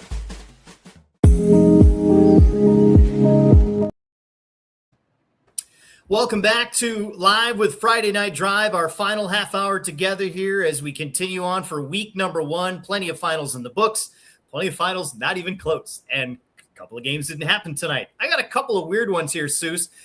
There's a 100-minute rain delay for Rockford Lutheran and Rock Falls, and Rock Falls ends up with the 14-0 win after a forfeit win. So basically, Rockford Lutheran said that's enough after 6 minutes left in the first quarter, and they took their ball and went home. Wow, that's interesting. That's I don't even really know what to make of that, to be honest. I don't either. That's pretty surprising. I've seen some weird stuff in week 1, but man, that's on the hot list for that for sure. They're in the end of the first quarter. Metamora 3-0 on Sterling out there at Sterling for sure. Glenbard North got a 27-12 win over Brookfield East out of Wisconsin. That's a notable win for the Panthers. And it's been an interesting night all the way across the board. Loyola getting a final 31-0 shutout winner over Warren. What has intrigued you in the last couple of minutes as you've been looking through the scores, sir? Just trying to figure some of these things out right now. Some of these games, I'm seeing some scores that I don't necessarily know surprise me, but just trying to sort through, what got played, what's still hanging on right here. Hinsdale Central 27-10 win over Waubonsie Valley. So, like we were talking about, I watched a little bit of that one there. They look pretty much in charge. Yeah, so that's one that just popped over my screen here. Just trying to find some of these loose ones to try to find out if they actually played tonight. That's the intriguing argument that's coming on right now. But so right now I did not get to see if that game has gone final between IC Catholic and Nazareth. I'm going to look right now because see if we can get a look at that as well and kind of cruise. While you're looking at that, I got a couple for you here. Fenton, the winner, the Bison, our guys from Bensonville, 41-7 over Maine East, a big victory tonight. How about Glenbard South? a winner 56-6 tonight. We have other scores. Plainfield East over the Argonauts. Plainfield East needed this win this fashion, 49-0 to start the season. So that was a nice win for them to get. We mentioned Westmont. That's a sneaky good Plainfield East team. I think we might be hearing a little bit more from David Kroom, talented running back for them. Yeah. Got a big offensive line that looks like they can control the line of scrimmage at times. I mean, that's an interesting team, Plainfield East. I do have a final, by the way, 35-21, IC Catholic over Nazareth. Okay, so they were able to hold on and take care of business there with that victory. Readjusting myself here as you watch me on camera, just sort of like trying to move around in my seat. I don't stand still or sit still very well for 90 minutes. So here we are. We're trying to do that. We have Fenwick and Joliet Catholic earlier tonight. Fenwick getting a win, I believe, over the Hilltoppers. Bill was at that one. He's got the recap for us. Let's listen in.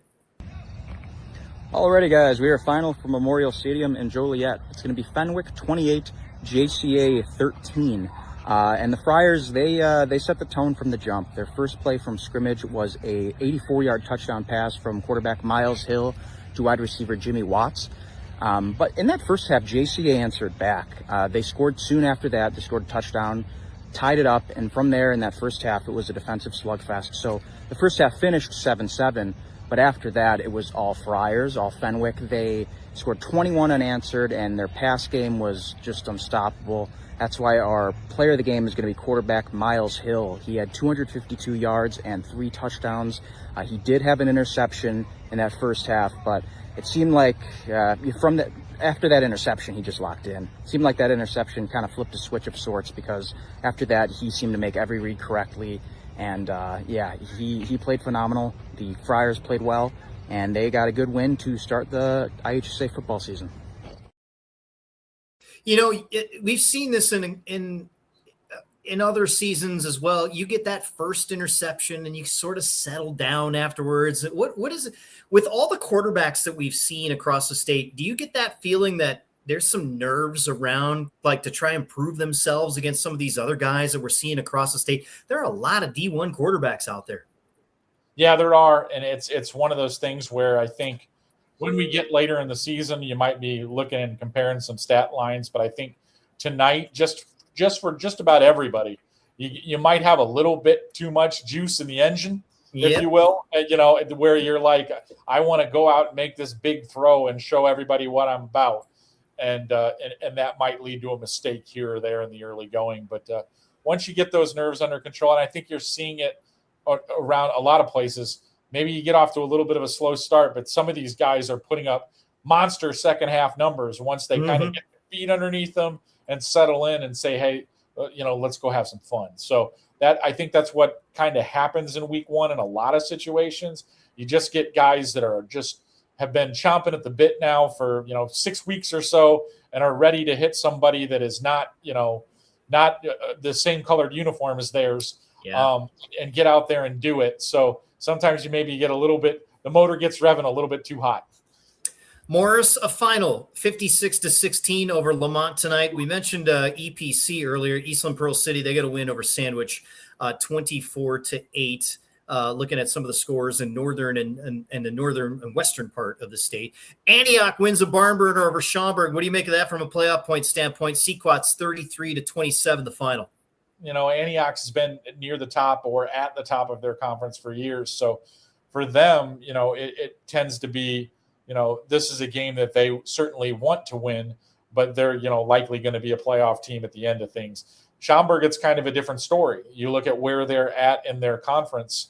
These are the kinds of games that, boy, if they get that win there, that's going to set them up a lot better moving into the second half of the season. So, it's week one, long way to go, but those are the kinds of games and those are the kinds of programs when you look at, they're typically like they're around that 3-6, 4-5, maybe climb up to 5-4 type of bubble. Those games are a lot more important to that team in the sense of I need to get that win, because once I get into divisional play, all 5 of those teams that are with me are probably going to give me trouble. So I need to get these wins when I have an opportunity for them. So that's probably one that will sting a little bit from Schaumburg later in the season, I think. We mentioned it before, York over Glenbrook South 20-17. I only want to mention it one more time because the Glenbrook South social media team hit me with the graphic. So thank you for the tags. I got to see it for sure. We appreciate if you just tag us and stuff so we can see this. That always helps us for sure on social media. You see my handle right now. You can hit me up on X. We mentioned Streamwood 34-14 over Elmwood Park.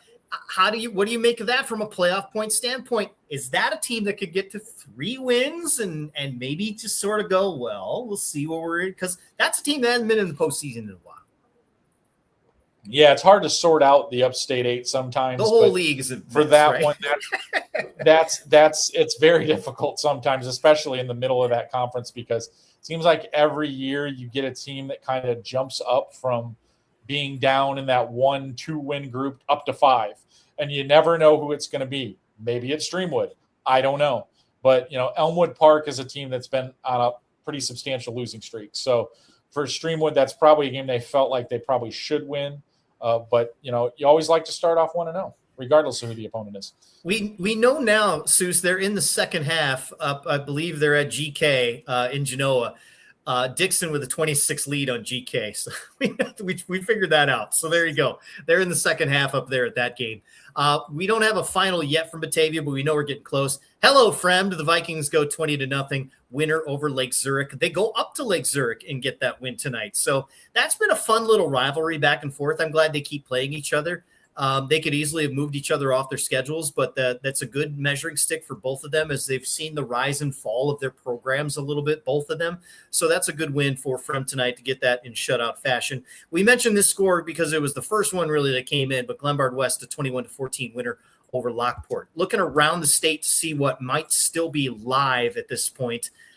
Don't have a ton that are live at this point outside of Illinois, or outside of the Chicagoland suburbs. 9 minutes to go. Kewanee and Rockridge are tied at 21. Keep that in mind. And so that one's interesting to me. South suburbs, nothing left there, still going. And we do have this one in Mundelein. Grant, the Bulldogs, 16-14 lead over the Mustangs in Mundelein. There's 7 minutes left in that game. They're in the fourth quarter now. Buffalo Grove at Hoffman Estates, they are tied at 14. So that's interesting as they go deep into the night up there in Hoffman Estates. Anything that you're seeing live of note, sir? Not really. There is a game that I'm interested in the small school ranks that I wasn't able to get my feed to work tonight that I'm interested in. If anybody can help us out with a Stockton El Paso Gridley score, I'm interested in that one. Yeah, that is one that I would like to know how that one fared out tonight. So that's definitely one that I'm looking for in terms of what happened in that one. Let's go through the comments because Matt now is always one of those that jumps in for us. We appreciate that. They had a weather delay up in Moline. Then they got the final. So Rochester over Moline, the final of 21-17 out there in the Quad Cities. I saw pictures of Browning Field tonight. I've been there. It's a beautiful place. It's Rock Island's stadium's amazing too. Browning Field's very underrated because you have that historic building down the street. But I saw pictures of the press box, and you and I are the only ones that would care about this. Their radio booth is huge, ton of space, notable space for broadcasting purposes. And you're looking like, well, why do you care about that? Have you been to Lincoln Way East? We're sitting like this. And I've broadcasted a state semifinal game standing behind two people. So that's a treat trying to do games. Not picking on Lincoln Way East. I'm just saying they're an 8A school. Sometimes their press box, I'm like, why don't you have one that acts like it? Point being is that not every press box is equal, and they're not all the same. And I will tell you this, Batavia's used to be terrible. I did radio games in that one for a long time because it was cramped. They just redid it maybe 3 years ago, and I hadn't been in there. I went in there today for the first time. Wow. I was way more impressed than I thought it would be. It looks kind of, from the outside, you go in there, and it's divided up the way it should. Well done with Batavia on the design on that. So we do have an EPG score there. It's EPG with a 27-20 lead over Stockton. That game's still going, like many others, for sure. Okay. All right. So there you go. We got that score. Bennett and Lena Winslow tied at 28. Final minute of the third quarter there. Canelan is wrapping up with Rock Island with a 49-7 lead. Final minute in that one. Up at Harvard, last check, their second quarter, Reed Custer and Harvard. Reed Custer, the Comets, with a 14-0 lead on the Hornets. I have no idea if that one's still going or not. That whole area had to deal with some serious lightning delays.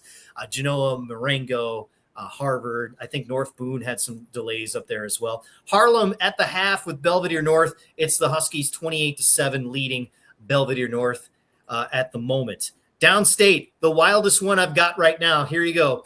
Robinson 44, Charleston 41. 5 minutes left in that one. Oh, geez. Yeah, that's definitely a wild one. That's a long night down there for sure.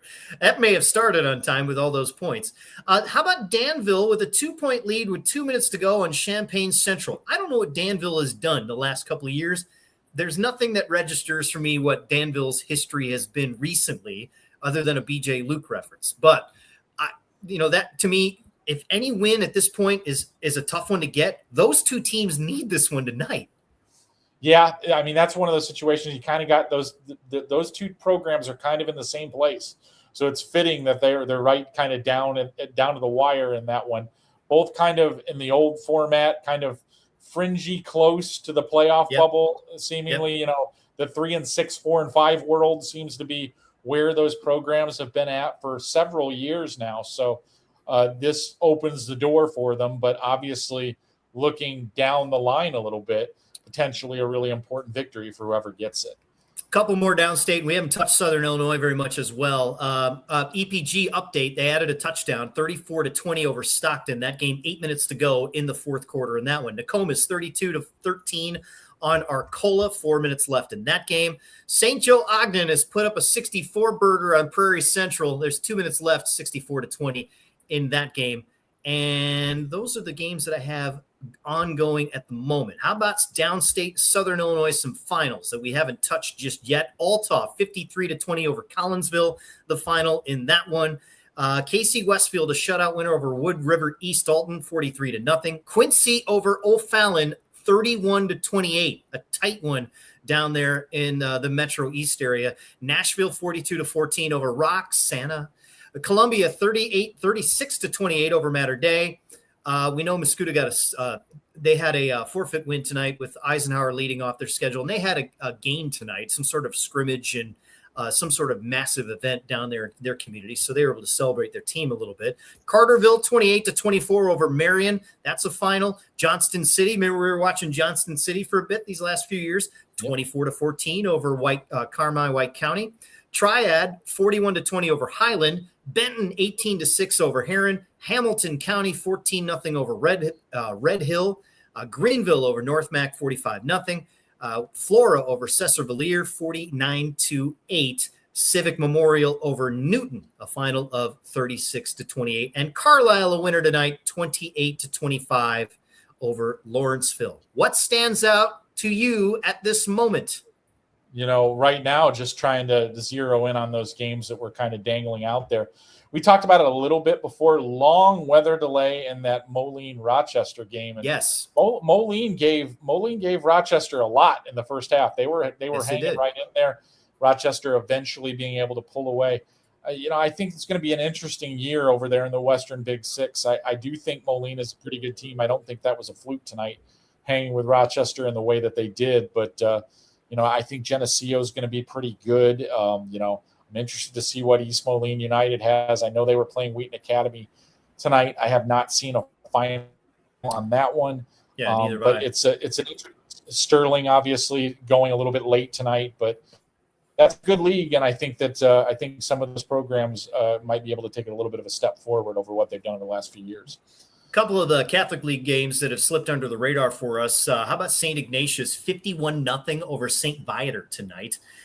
St. Pat's 54-27 over Rolling Meadows, going out to Rolling Meadows for that one. Niles Notre Dame, the Dons with a 50-6 win over Westinghouse tonight. Let's see if I can get some other ones for you here. This is the time of night where finding new stuff has been tricky. Typically, however, there's been games everywhere that have been delayed as a result of all the fun that we've had with the weather tonight. But there are only a handful of games still going on. Abingdon Avon 34-12 or West Hancock right now. That's starting the second half. Last I checked, that's opening minute of the second half. Rockridge 24-21 over Kewanee, final minutes there. Stark County 27-14 over South Fulton, 8 minutes to go in that game. And so we're just keeping an eye on the scores. And this has been interesting just to kind of see how everyone is going to approach these games being so early. The thing that I was worried about as we see a DuPec final, thank you to Brad for that, 32-12 over Oregon and the Hawks. You know, when you get to August 21st, and again, this is Illinois, because usually there are teams and schools and states across the country that they're going right now. This is not new to them. Indiana has been going on this week for a long, long time. But Illinois has some catch up to do to kind of move to this week. So there's been some complaining. And the thing that I have in my head was the weather. We've had such a bad summer of humidity. Tonight was humid, but tolerable. Does that make sense? Yeah. And I saw some cramping in the lower level games, but I don't know, maybe I'll be curious as to hear from everybody else whether the cramping was anything different than you would see in an August 28th game. You know, these first couple of weeks, the weather's warm and then it turns. And in years past, you got 1 or 2 weeks before it was fine.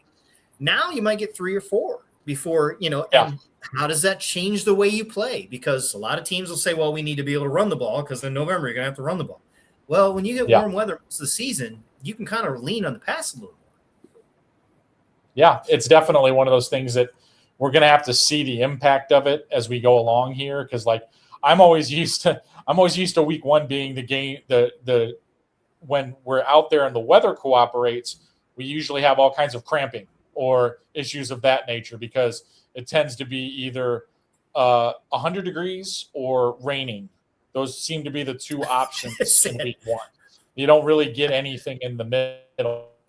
So this year, I guess we chose rain. That was the option that we chose. We chose column B.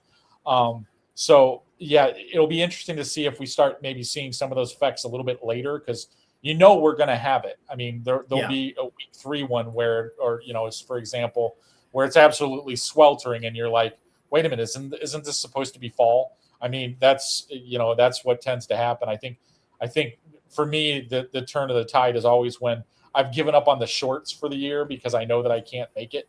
That's kind of the turning point for me. How many weeks can I get in? So that's definitely an interesting one. I almost went to the pants tonight because of the rain, thinking mosquitoes will just eat me alive because I'm a magnet. You know, I can't help it. But it was fairly comfortable out. It's just sticky, but like you walk into a steamy bathroom, but nothing terribly uncomfortable out there. A couple things I want to touch on before you and I bid adieu for the night. So Geneva played tonight. They had a big victory over Libertyville, which I think was an impressive win. They have Oswego next week. But here's the fun backstory of this. Nelson Wendell is the starting running back for your Geneva Vikings. Typically, to start the school year, they have this thing called the corn boil. And Soucie, it's a lean to the farm era of this town here in Geneva.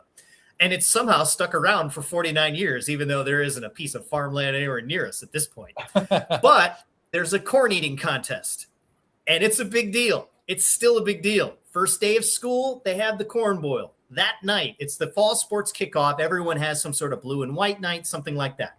They have the corn eating contest. Who gets voted in by the students? The starting running back. Now, here's the thing. Normal years, you have the corn boil the first day, and then the first game of the year is not another 8 days or 9 days away. It's the next night. So he had to eat, and won it, by the way, 3 ears of corn as fast as he could. And you could see the trepidation on his face of, oh, this is going to hurt. So imagine being 17, being a solid running back, and having to eat 3 ears of corn, and in less than 24 hours, go out and play a playoff team with all the corn in you, for sure. So that was fun to see. I don't know what his numbers were, but I was certainly interested to see how the running attack was tonight, for sure. at least from what I saw early in that game, it looked like Bennett Conkey was hogging all the Geneva stats.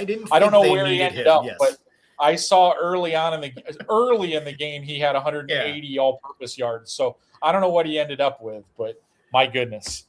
And when we got a final there, Batavia with a 49-35 win over Maine South, a bit of a surprise because at the start, Batavia wasn't clicking offensively. They got a touchdown on a quick slant route on 3rd and 3 that went for 60 yards, and that sort of lit the fuse. And I think they were able to do what they wanted to do and get against Dave and Sarah's defense side to side to side. And that's, I'm telling you, Batavia's got a lot of weapons to throw to. A couple of Division I receivers out there for Michael to kind of throw to. We had some cancellations tonight. We haven't really talked too much about it. DeKalb Sycamore is one of my favorite events of the year, and this is too bad that they weren't able to get going tonight. They're going to play tomorrow, and they're not playing at NIU.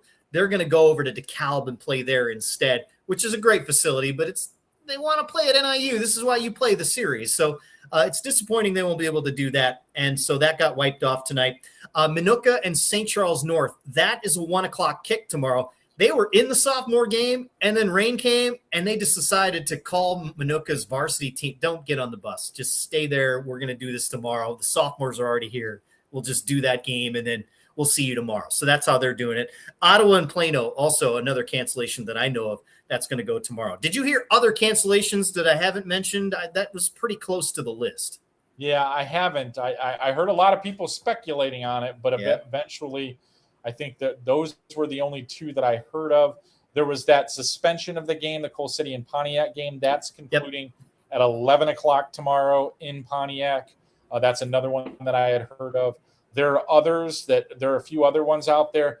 Aurora Christian and Ottawa Marquette went through a very lengthy delay. I believe they're back on the field now, finished that one up. The last I heard, that was 20-6 in favor of Aurora Christian. But I've seen several photos of, looks like we're going to get back on the field now tonight. So whether or not they finish them tonight or bring them back tomorrow, I think there's still a few in limbo out there. But I think Fulton and St. Bede were another one that they got washed out, and they had actual storms come through there where they had to take cover. So that one also caught my eye on social media too. Hey, two things I want to get to before I go. Mount Carmel, East St. Louis is tomorrow. What's your take on that one? It's going to be fun to keep an eye on that one Saturday night. They played each other before, but this is a new group, and we're going to find out how good Mount Carmel is from a state standpoint tomorrow night. East St. Louis has a lot of talent on that roster, but I've said it before. I've said it leading into the season.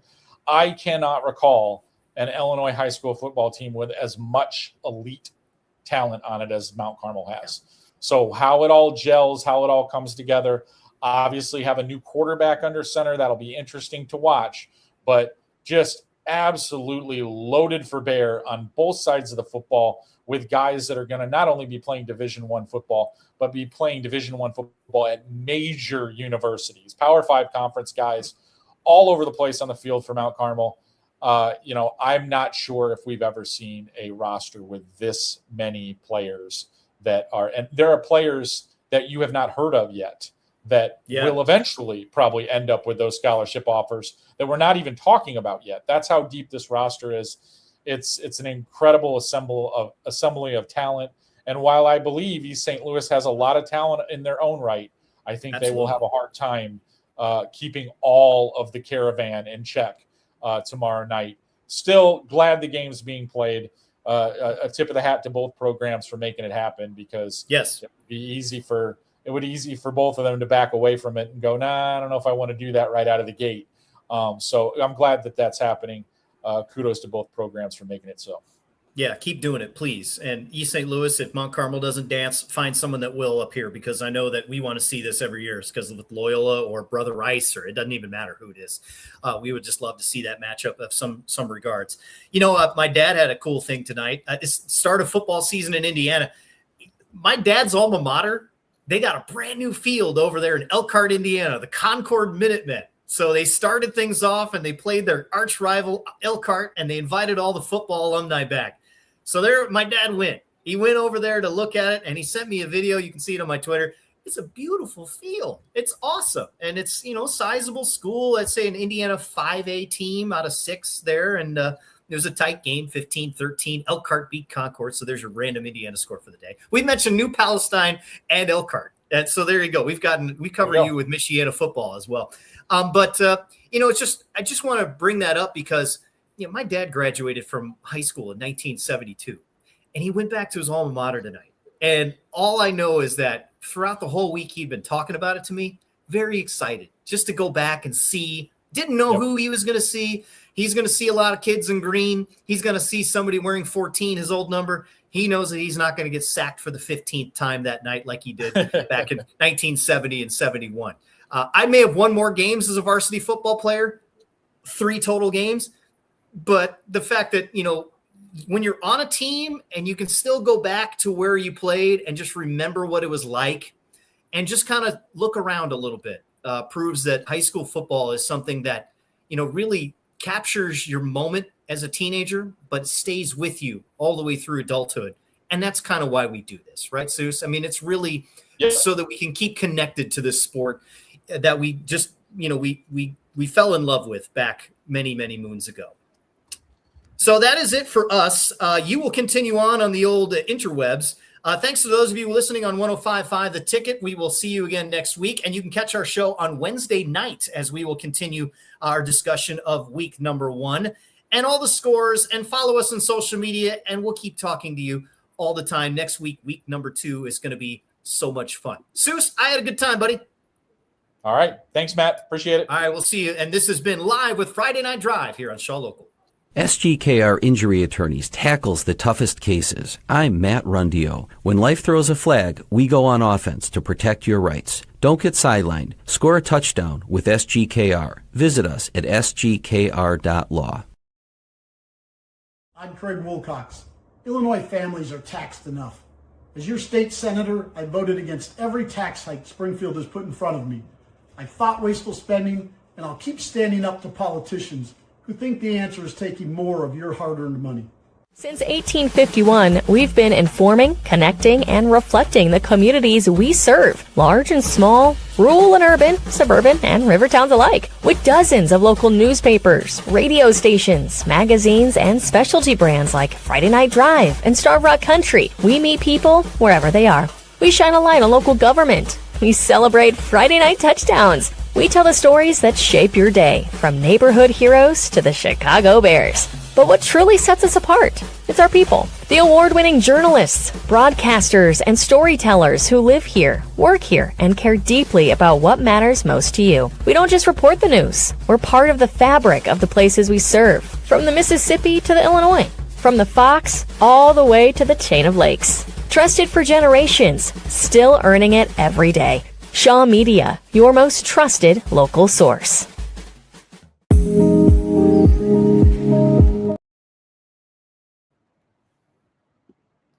Hi, guys. We're back now to kind of break down the scores that I didn't find and try to parse out what happened here in week 1. I'm going to start running through what I'm looking for in terms of scores. I know this is going to be a weird night in terms of finding some scores and finding these situations because lots of weather, running some late games. So if you know what's going on in these, you know the game's been put off or even still going at this point in time, something that I'm looking for, pop it in the comments. I'm going to be taking a look at those now, trying to get them. So if you've posted a score in there, and I ask again, please post it in. Like I said, I haven't been looking directly at a lot of the scores that have been in the comments. I've been trying to track down scores through other venues, but I do appreciate every time anybody puts those in there. Just to get an overview of everything that's going on right now, and there's a lot. So crazy week 1, a lot of results that were unexpected.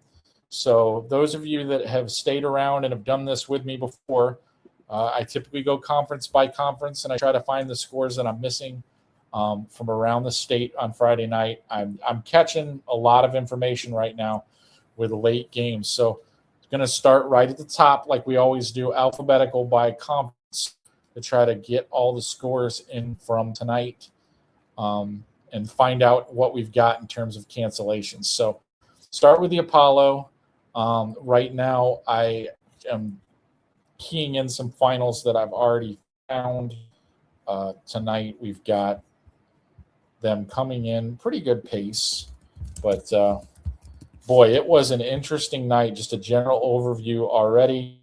A couple of teams that fell that I was not expecting. We talked a little bit about it on the broadcast, but really surprised by the Lincoln Way East. Not that I thought that Lincoln Way East was going to be bad by any stretch of the imagination.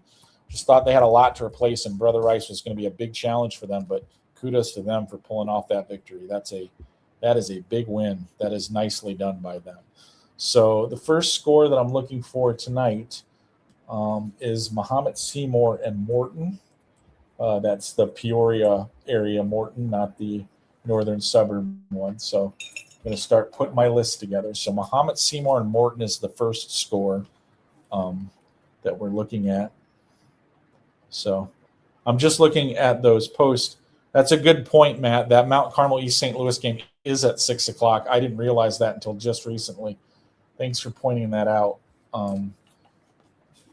Hoping to get down there. We're going to see how that goes for me tomorrow in terms of how much I'm able to get done around here when that comes to fruition. So also looking for Mattoon and Decatur MacArthur out of the Apollo Conference.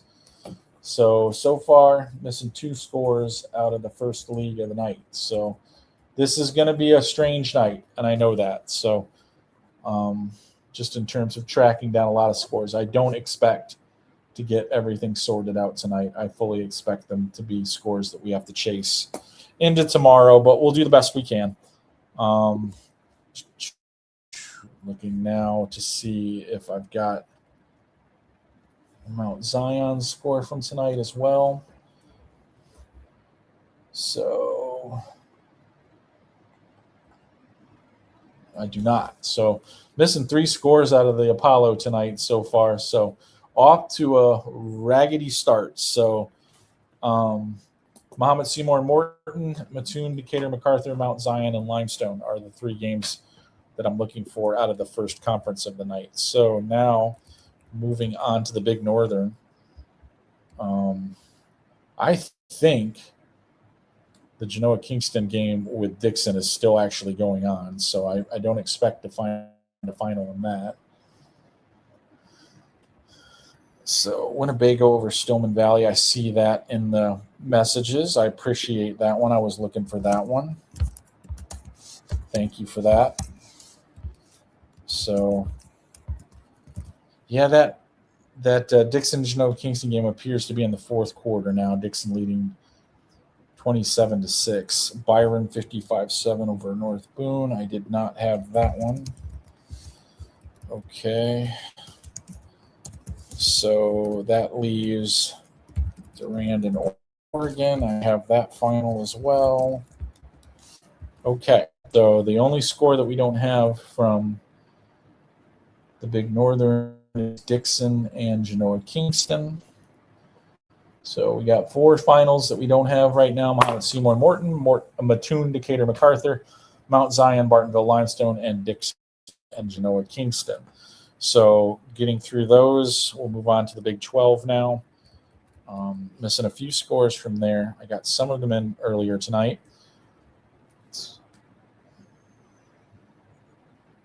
Once again, it was an interesting for high school football in Illinois. Lots of games with marquee programs playing against one another. That Maine South Batavia game got a late start, but lived up to the hype. I thought it was an interesting game. Batavia seemed to show off a lot of their offensive skills. I think that's going to be a team that's going to be tough to stop this year in terms of their offensive firepower.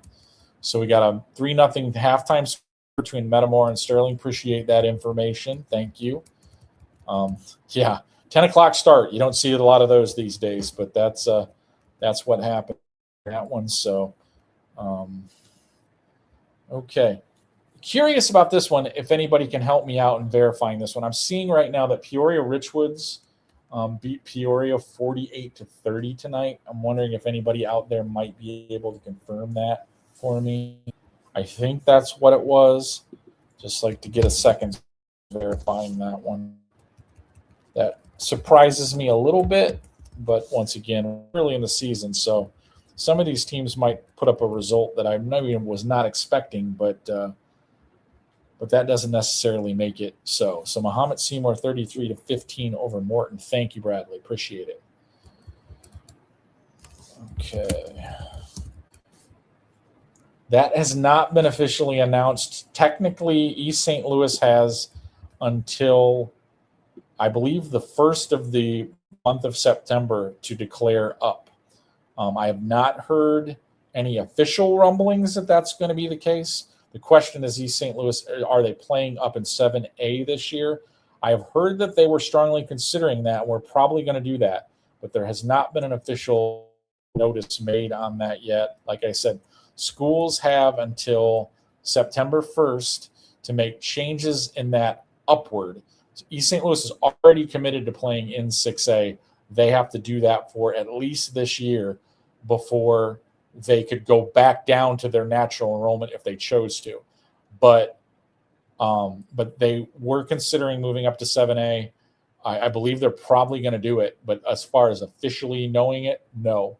We have not got that declaration yet. So that'll be interesting to see. Like I said, you have to declare to the state by, I believe, September 1st in order to do that. So thanks for that question, Brian. That'll be interesting to watch. We'll be keeping an eye on that over the next couple weeks to see what happens with that. So just trying to work my way through the Big 12 right now, looking for some scores that I know I saw. But one that I haven't been, I saw it earlier, didn't see a final. Glenwood and Normal Community West is one that I'm looking for. All right, let me crack off Mahomet. And then Danville over Champaign Central, 26-24. That is a winner there. Okay. So looking for Glenwood and Normal Community West. Normal West won that game 35-26. Thank you, Matt. Appreciate it. Okay. So we'll put those in there. And we'll move on to the next league because we got one Saturday game there. So then 26, 35. All right. Moving along pretty good. Got a fair amount of finals in so far earlier tonight. So now we're going to go to the Black Diamond Conference, see what's going on there. Okay. Let's check here. All right, Flora with a 49-8 win. Got that one. Johnston City won 24-14 over White County. Okay. The El Dorado game is tomorrow. Okay, Fairfield. And let's see if I can find that at my alternate source. Okay, adding to the list now, we've got Fairfield and Edwards County. Looking for that one. I saw a score earlier, did not see a final. So, okay. So right now we're at the going on to the Nokia conference.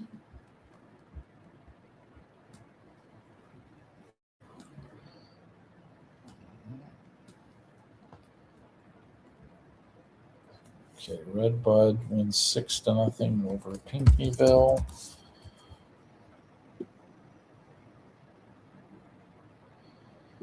So,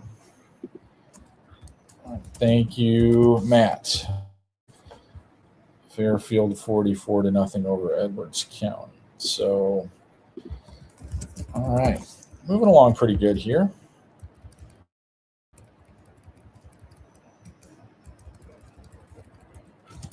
Thanks for all the help out there. Don't have my system quite set up the way I like it yet, so. And then non-conference games are always more difficult to kind of nail down too as well in the early part of the season. So Carlisle 28-25 over Lawrenceville.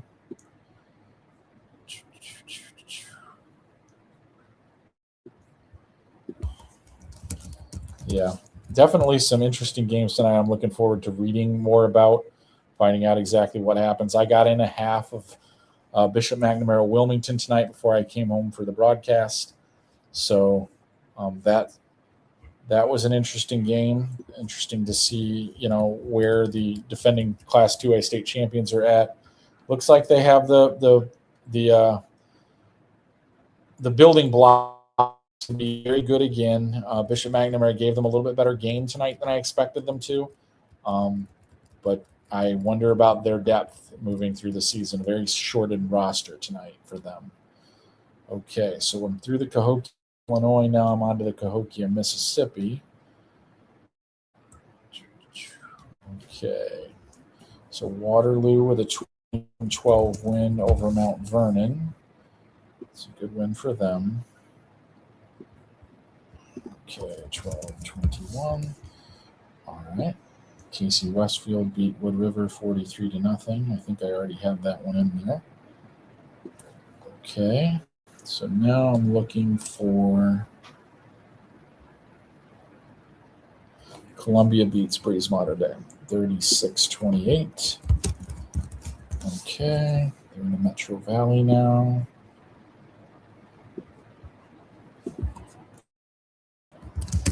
Okay, so going to move right through there. And there are a few Catholic League scores that I never got the actual final on, so we're going to move into those now. Civic Memorial 36-26 over Newton. Okay.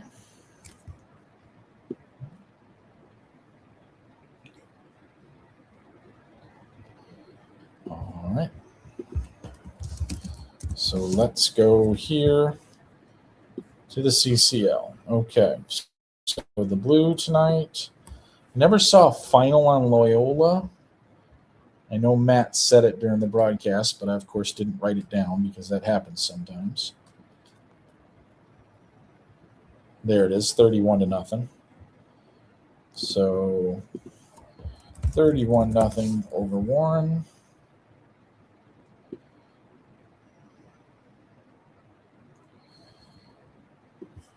Okay. Thanks for that, Matt. I never saw a final on Montini and Hoopston. I know it was lopsided pretty quickly, but if anybody has that final, I'd appreciate it.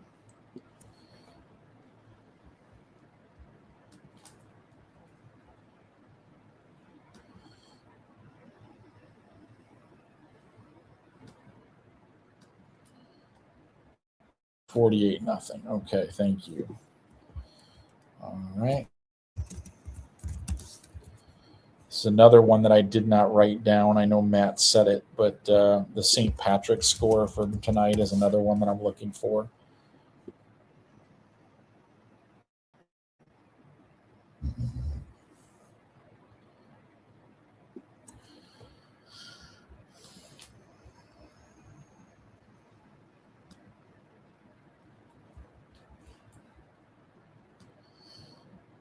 $54-27. Thanks again, Matt. Tearing through these tonight. Meadows.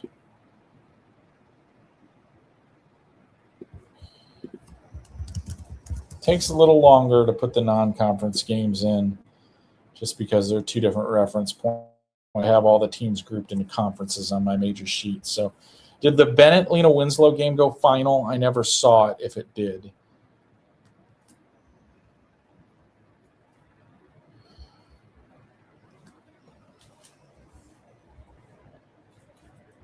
My feed was not working for that game, unfortunately. Last update I saw on Bennett was 34-28 with 2 minutes left in favor of Bennett. I don't know if it stayed there. I'm going to check one more place before I add it to the list.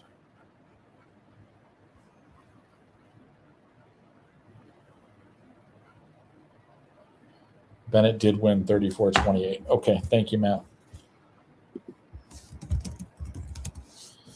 Interesting game. I'm interested to see how that one played out. It was close. I expected it to be close. kudos to both squads for playing that game. That was a fun one. I'm glad that happened. Weird to see Lena 0-1, though. I will say that. Okay, so I think, let's see, we got that one. That's a Saturday game. Okay, now I'm looking for a De La Salle score against Revis.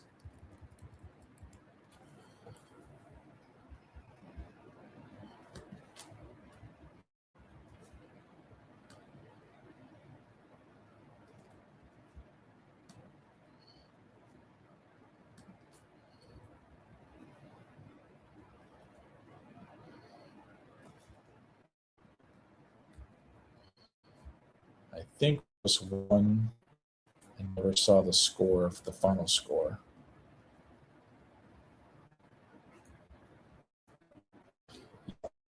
Okay, so I have that one, De La Salle and Revis.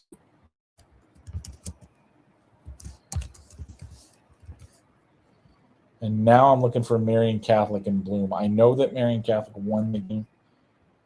I don't remember the score.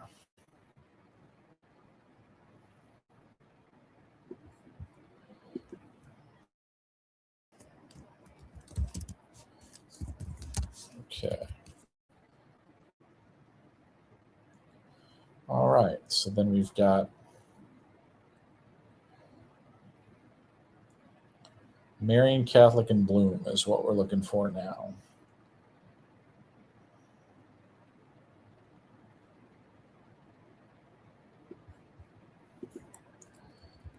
Couple big surprises out of the Catholic League tonight. The biggest one that I saw that I'm still kind of looking for a little bit more information on is I saw that King defeated St. Lawrence, which I thought was really interesting.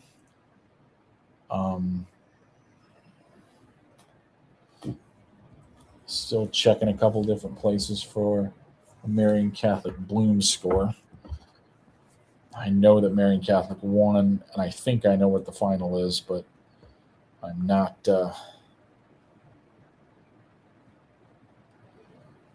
exactly sure.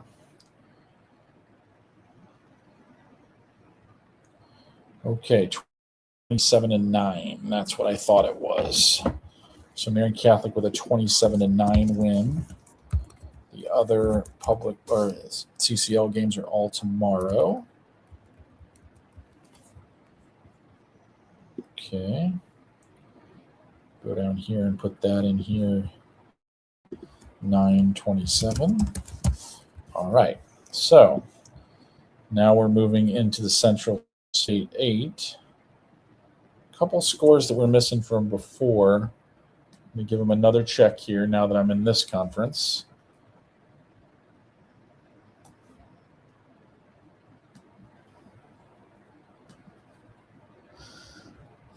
Okay.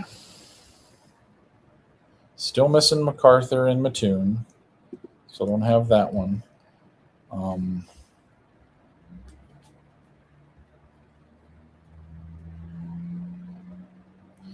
Missing Normal, U-High, and Rochelle.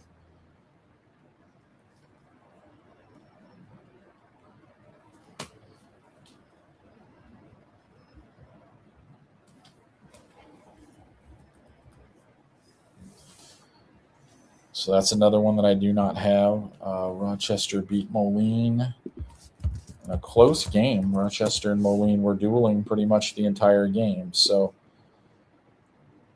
that's a good win for Rochester. Okay. Next up. Let's see what else. We got to go to next conference. The other side of the Central State 8. The West Division.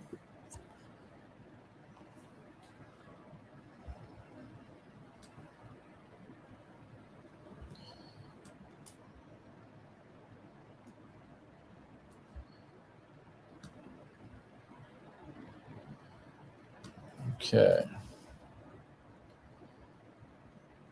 St. Teresa Interesting. St. Teresa with a 16-7 win over Quincy Notre Dame tonight.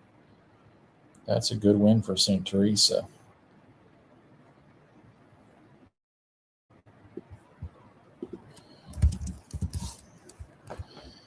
All right. So that leaves me with a couple more in that division that I don't have. Fourth quarter on the MacArthur. Okay, U-High and Rochelle are tomorrow. Thank you. I had seen.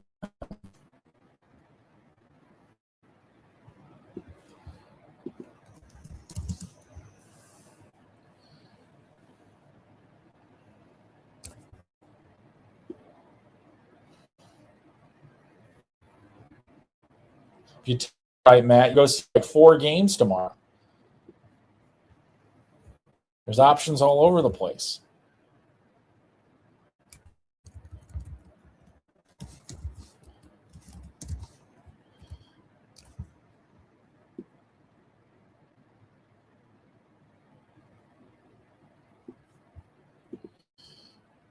Okay. Now I'm looking for Springfield Lanphier and LaSalle Peru.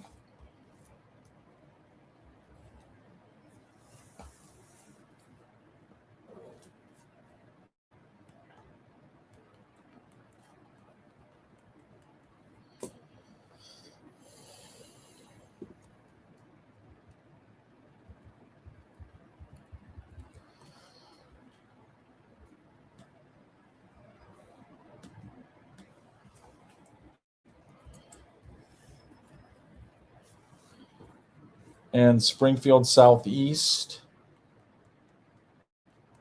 and East Peoria.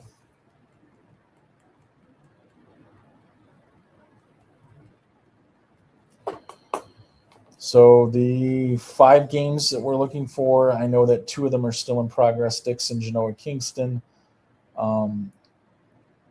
Mattoon, Decatur, MacArthur, Mount Zion, Bartonville, Limestone, Springfield, Lanphier, LaSalle, Peru, Springfield Southeast, and East Peoria. So those are done there. Now we're going to the Central Suburban.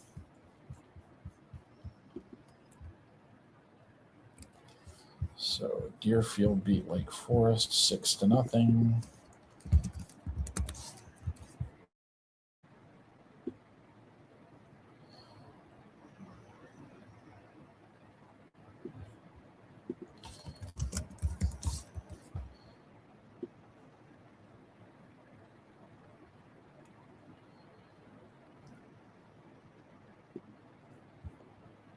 Glenbrook North and Lakes. Looking for that one. Let's see if we got that one.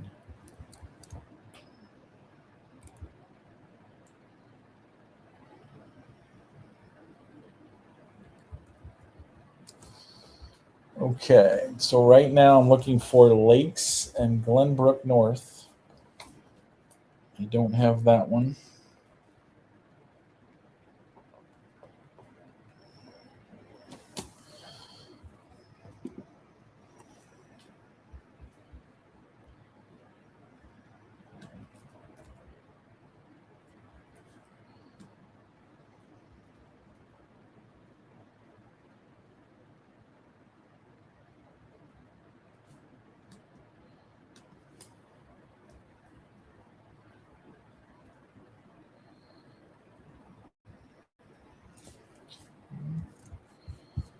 Now we're going to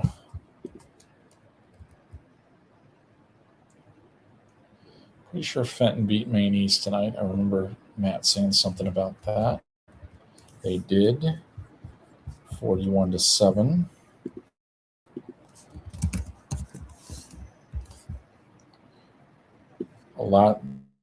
Lots of scores. The first week is always the slowest one, just trying to, especially with the weather considerations tonight, but still lots of scores that I need to input. There's usually a lot more games that are finished before we start the show. Tonight there were hardly any, so that didn't allow me to get ahead of the game like I sometimes do. So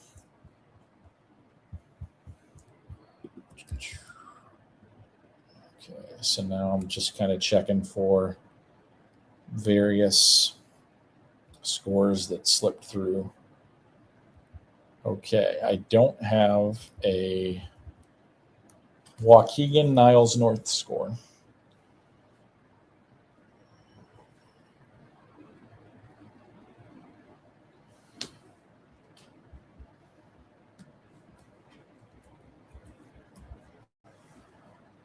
Nope, actually I do. Okay, Niles North wins that one 41-12. Scratch that one off.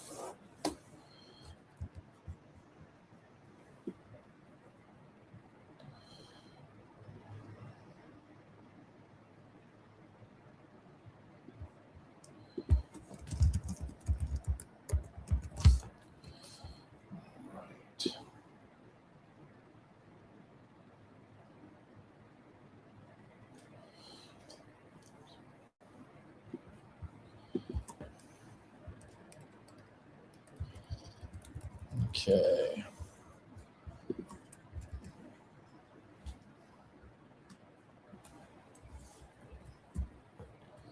All right, so now looking for Vernon Hills and Grays Lake North.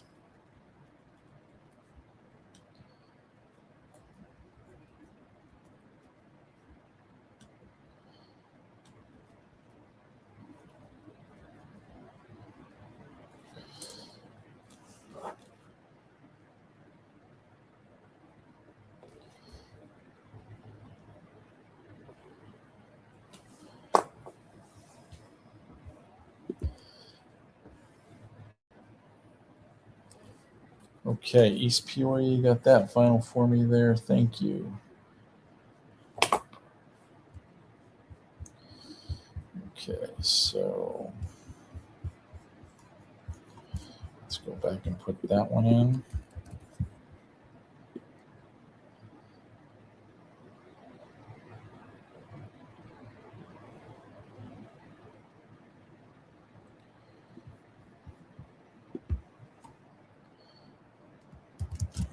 All right, LaSalle, Peru, and Lanphier is now on Saturday. Okay. So that's good to know. Thank you.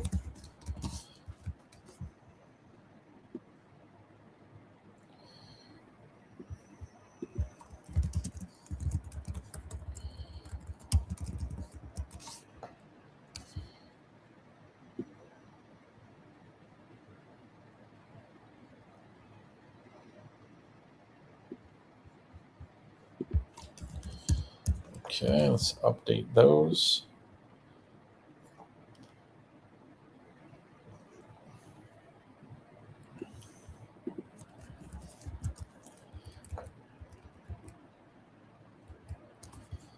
Okay. MacArthur 48, Mattoon 0.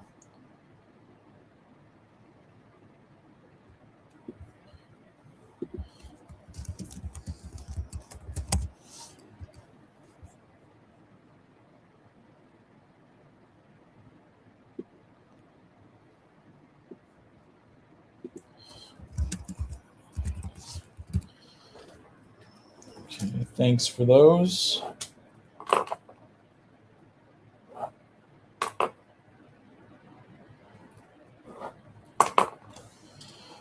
Okay. So we've got to go back to my spot now.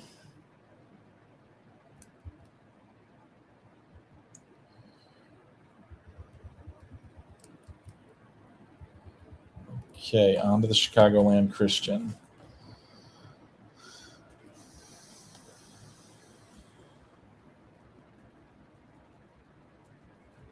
A couple of these teams played yesterday, so this shouldn't take too long to round up. Okay.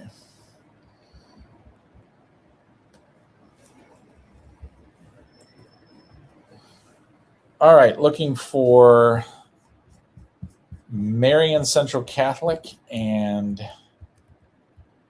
Noble Hansberry.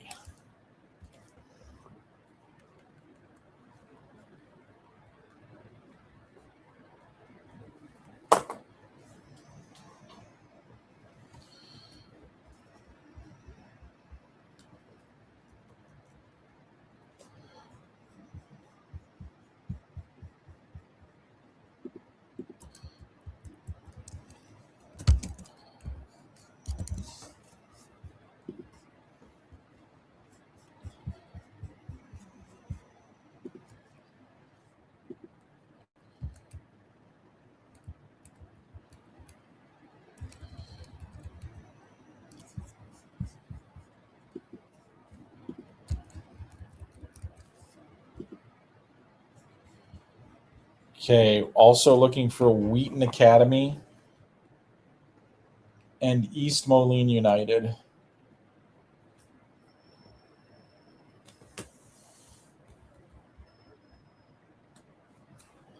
Missing a lot tonight so far. This is more than usual, but I'm not surprised.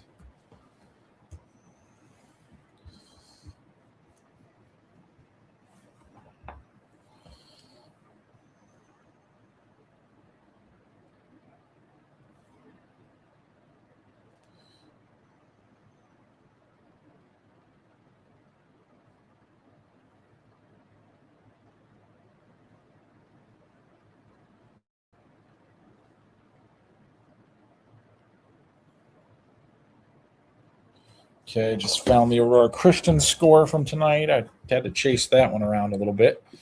27-18 win over Ottawa Marquette tonight.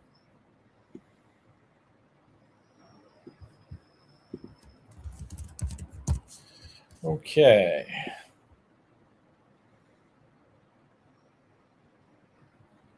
Like I said, still looking for Wheaton wins that one, so thank you. 28-14. East Moline loses. Thanks, guys. Got that Wheaton score. Appreciate it.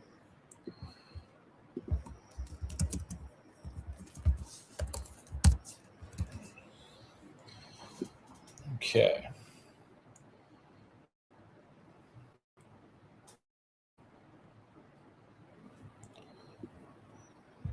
All right, still looking for that one. Now we're into everyone's favorite, the Chicago Public League. I think if anyone can confirm for me that Palatine is playing tomorrow. I think I saw that earlier in the chat, but I'm not positive.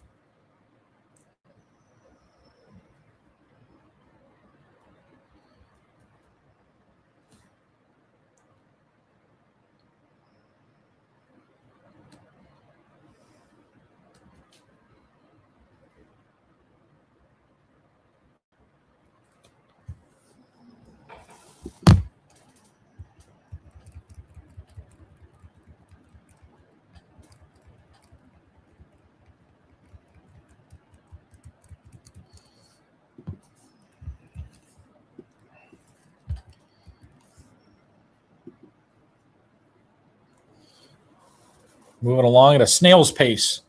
That Metamora game is going to get done at 1 in the morning. Okay. So I'm looking for Palatine Kenwood right now. I am not entirely convinced that that's...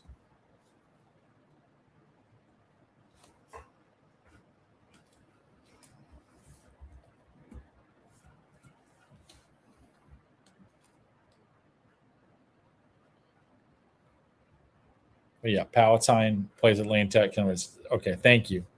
It's what I thought I saw. I just couldn't remember it for sure.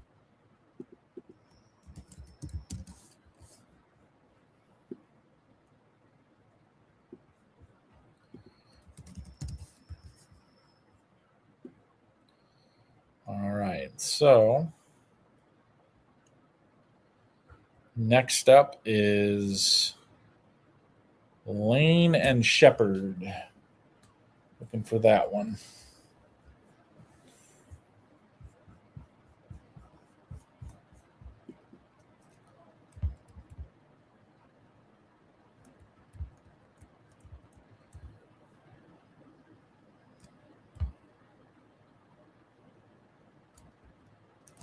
Just found the Lane score. There we go. Thanks, Matt.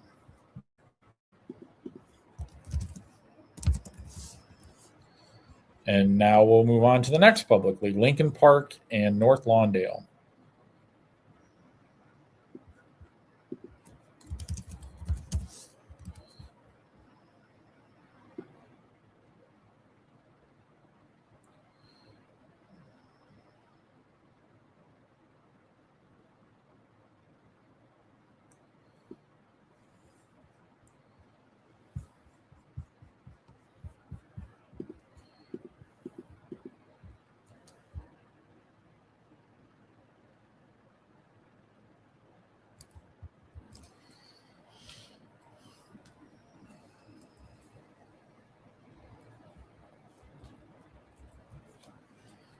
I'm going to add that one to the list, Lincoln Park and North Lawndale. That was a late game at Hanson tonight. It wouldn't surprise me if that's not in. All right. So I saw this score. I just need to get it confirmed somewhere.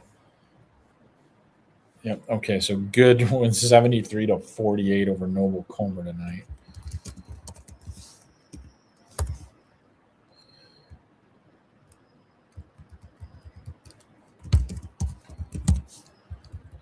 Saturday.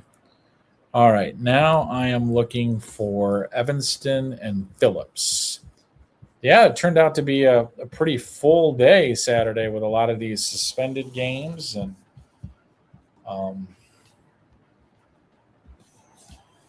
trying to decide if I want to try to get out to one tomorrow, if I can catch up with all these scores at some point. So right now I'm looking for Evans Phillips. Just found it. So Evanston, I got that one.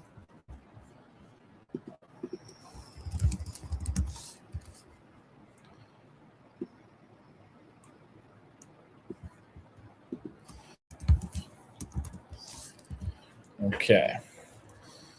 So moving through the public league here. Almost done with that. Okay, now I'm looking for a game that I don't think I'll find.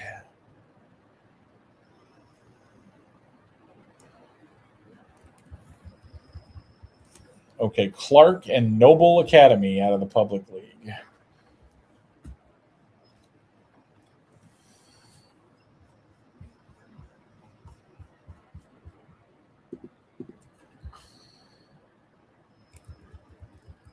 All right.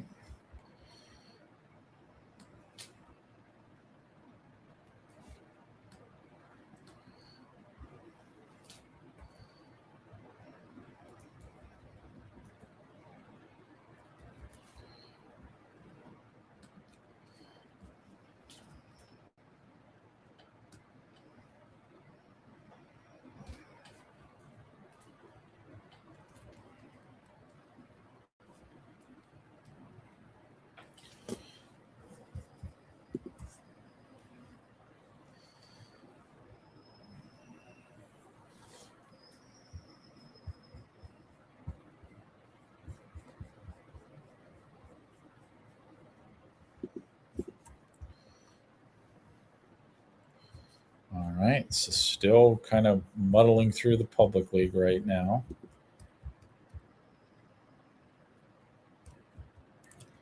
Schurz beats Steinmetz 18-12. And then we go all the way down to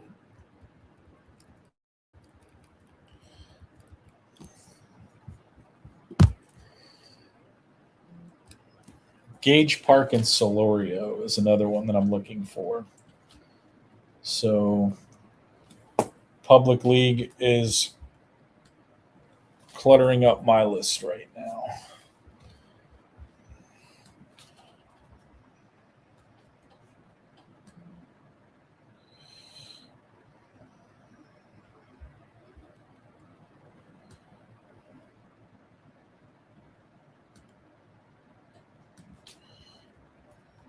Yep. Okay. All right. So real quick, I'm just going to run down the games that I'm missing right now. Mount Zion, Limestone, Dixon, Genoa, Kingston, Lakes, Glenbrook North, Vernon Hills, Grays Lake North, Marion Central Catholic, Hansberry, Lincoln Park, North Lawndale, Clark, Noble Academy, Gage Park, Solorio. So that's where we're at right now as we move out of the public league and into the Duquesne. I got a fair amount of these scores already, so this shouldn't take too long.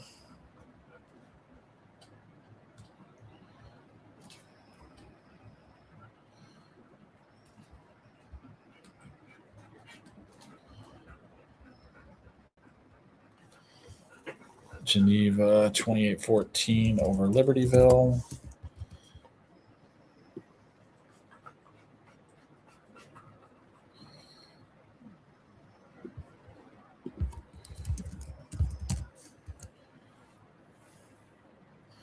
Thank you for the Mount Zion score.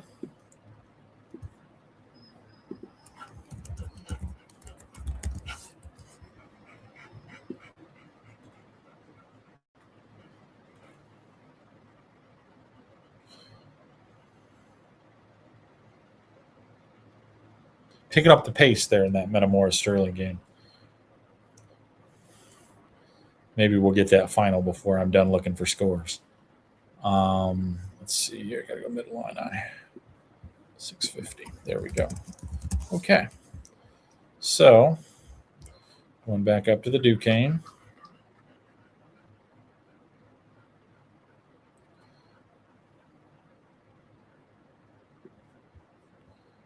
All right. Okay, looking for a St. Charles East Matea Valley score.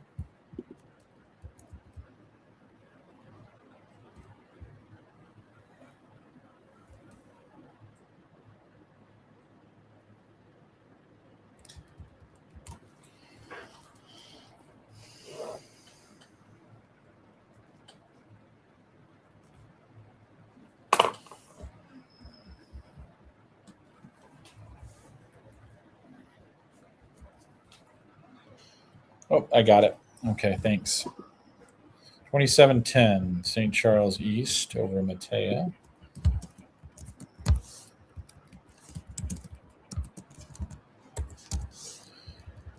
Okay, that game was moved to Saturday.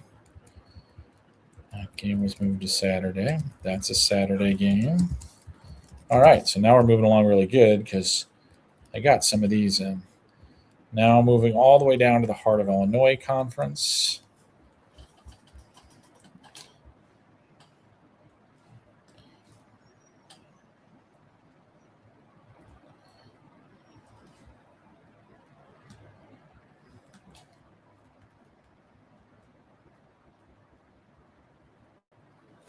There's the Leroy score that I was looking for. 22. Leroy a 22-14 winner. And then I know someone posted this score earlier, but what did the final end up being between El Paso and Stockton? El Paso Gridley Stockton, I don't have that one either.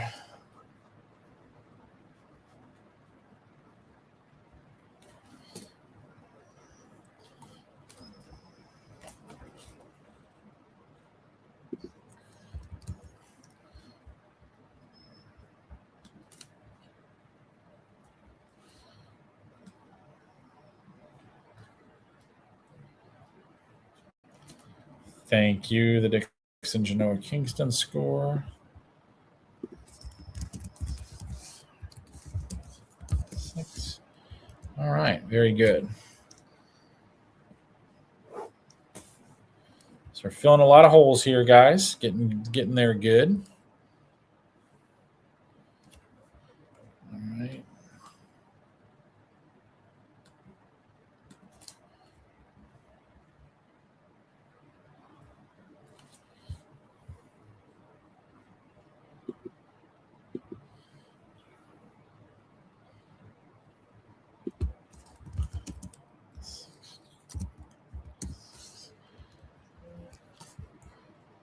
Okay. I skipped over a conference, so now I'm trying to fix that real quick. Skipped over one of the divisions of the Cahokia.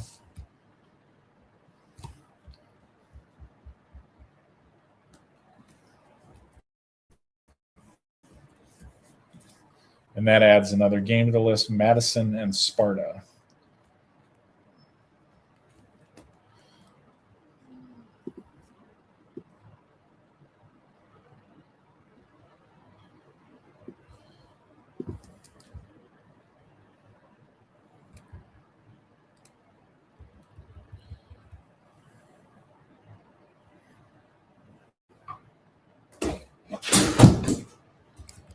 Dog's knocking over things here.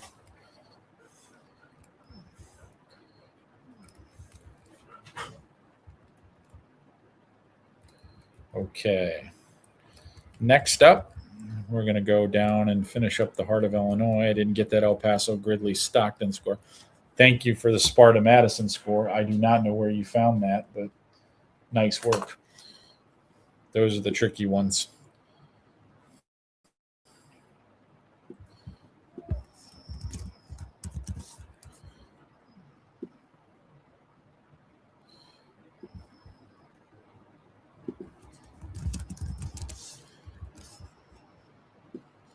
Okay. So we're all through those. Still don't have Stockton El Paso final. So now I'm in the Illini Prairie.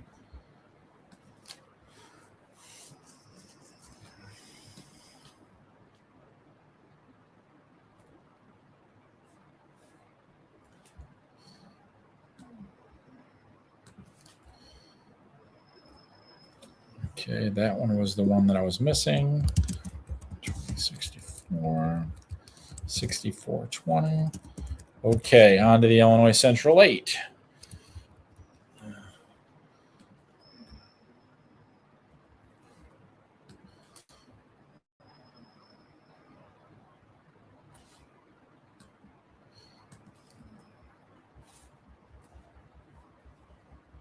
Missing a Reed Custer Harvard score.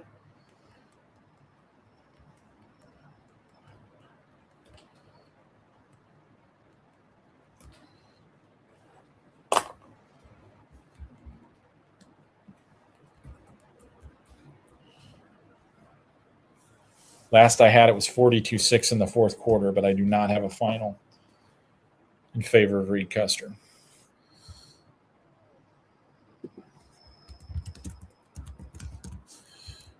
Marengo 47-0 over Streeter. That's a Saturday game now. Okay. So let's go through all of those. Now we're down to the independent schools.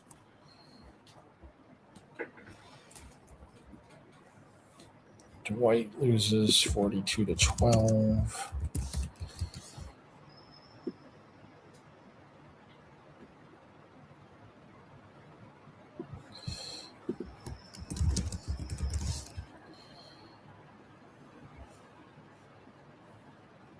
Okay, that's a lightning delay. Thank you.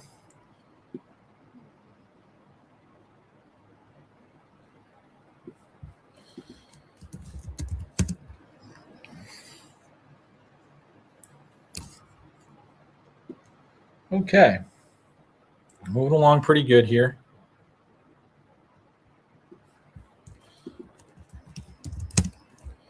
All right. Let's go back up to I think we're at the Interstate 8 now. No, the Independence still. Okay.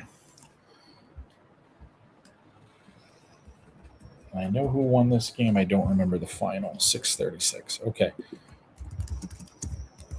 Now, did I get I don't remember seeing a Fulton St. Bede score at any point in time.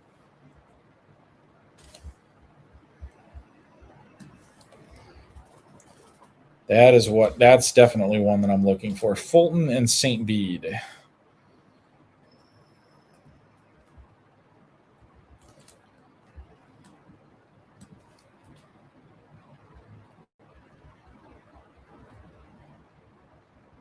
Yep, we're going to add Fulton and St. Bede to the list.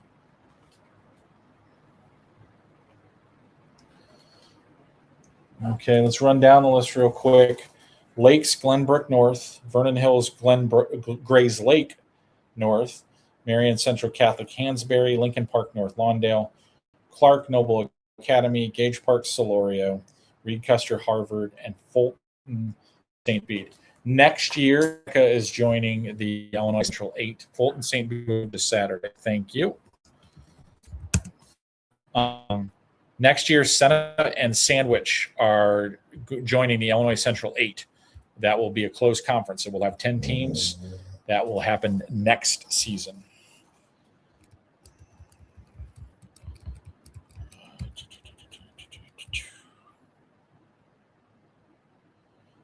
Okay, let's go down and change that to a Saturday game.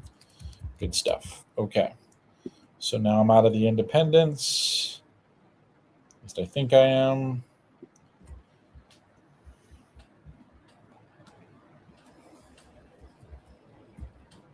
Westmont 116 to 12. Okay, on to the Interstate 8. That's a Saturday, that's a Saturday, that's a Saturday, that's a Saturday. I never saw a Caneland final from tonight.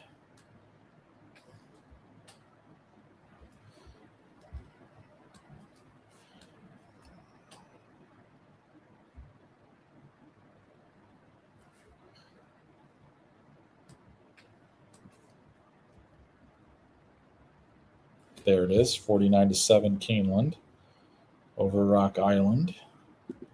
So that's all I need there.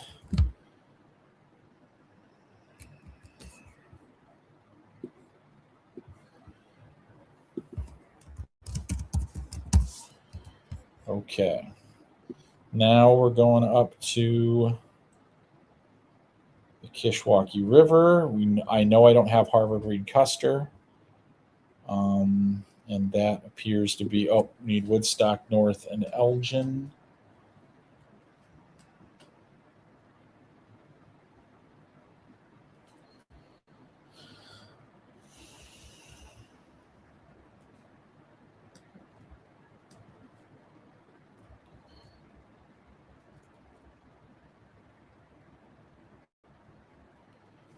Woodstock North and Elgin is on the, officially I'm looking for it.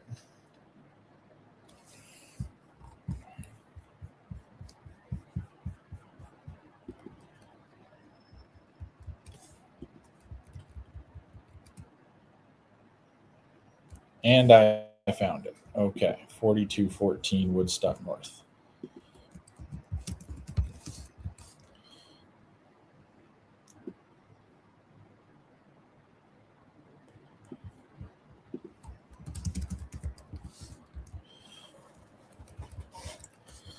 Okay. Next up, the Lincoln Prairie. Got that one, got that one, got that one, got that one. Saturday. Okay, so no, I don't need that one at all. Got all those scores in. There's one Saturday game in that league. So now we go to Lincoln Land. Okay. A little over halfway down the list right now. A lot more Saturday work to be done tomorrow now than there was originally. Okay.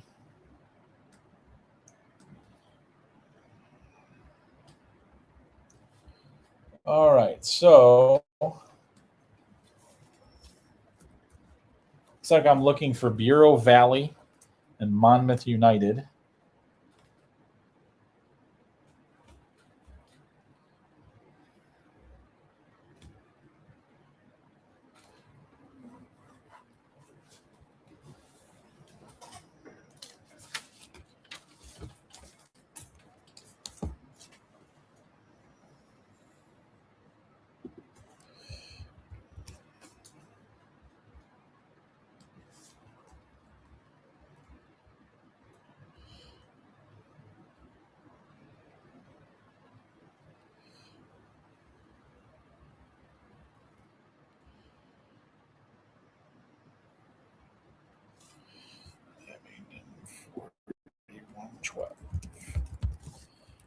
Hamilton, West Hancock. Farmington beats Havana 54-27.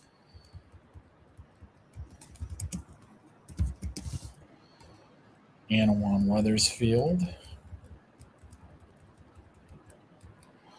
36-0 over Brimfield. Elmwood Brimfield.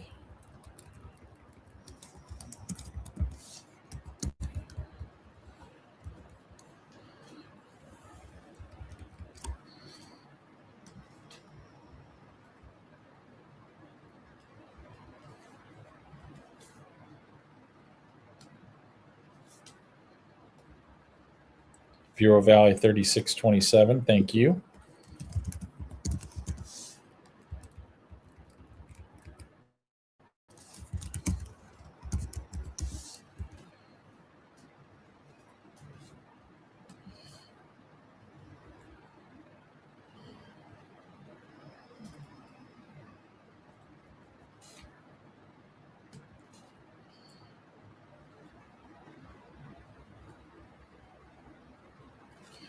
Four to 6 for Roundville.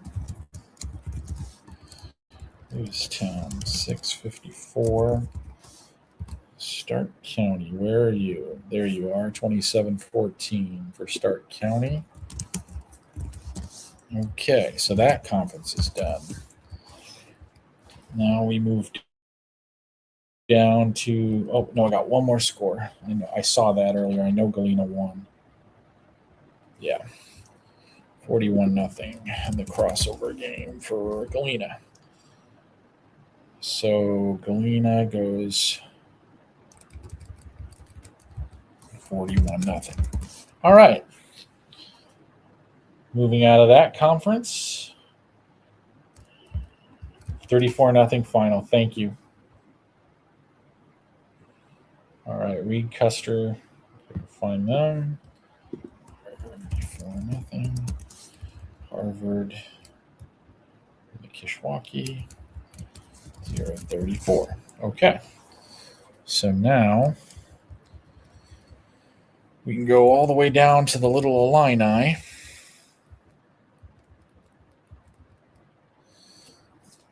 And let's look those up. Only got a couple missing there, so that should be quick.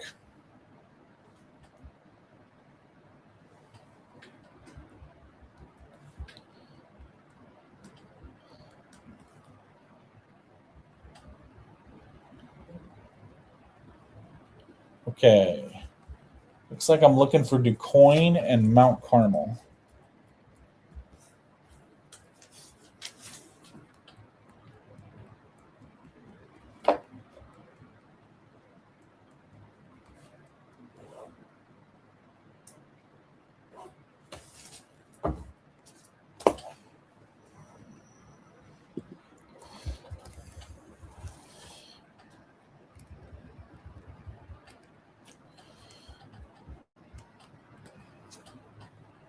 The other Mount Carmel, correct. Downstate Mount Carmel, as some people like to refer to it as.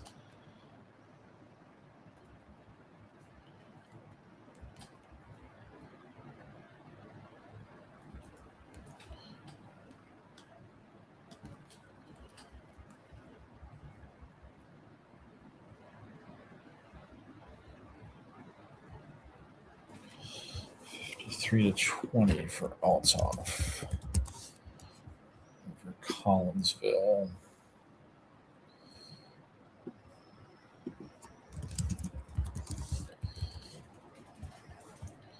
Okay.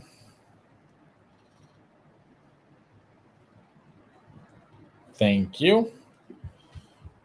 Nice win for Mount Carmel there. DuQuoin is down here. Let's see. Okay. Next up.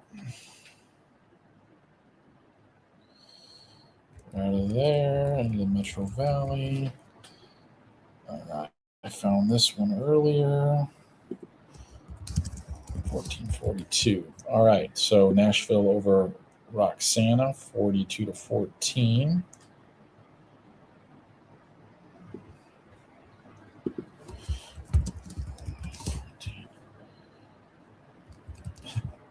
$3:28 left. My goodness. Okay. So now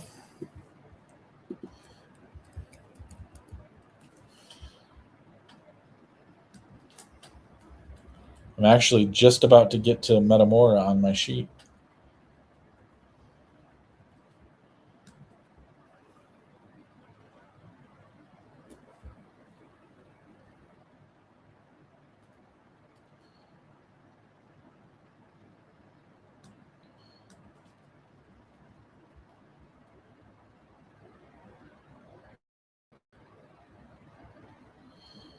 Dunlap wins 48-21.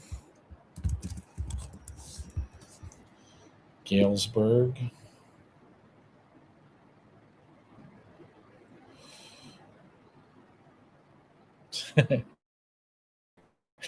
Yeah, probably 3 a.m. or later. I would say that's probably likelihood.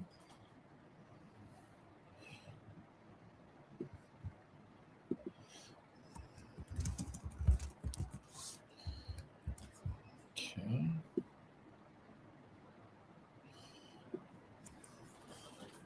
All right. So Metamora Sterling are still playing, obviously. Pekin loses to Plainfield South 26-27. So good non-conference win for Plainfield South. 27-26. Okay. So barring the Metamora score, I think that's all I needed in that conference. On to the Mid-Suburban.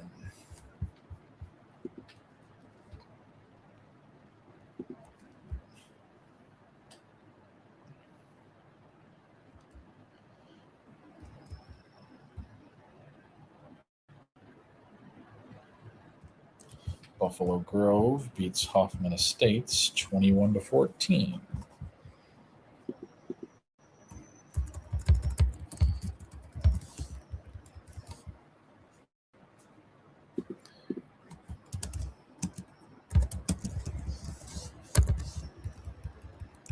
Prospect and Stevenson.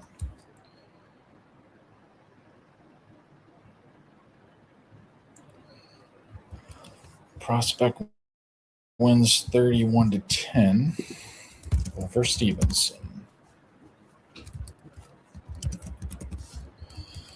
Okay. I know that Oak Lawn beat Wheeling 60-0.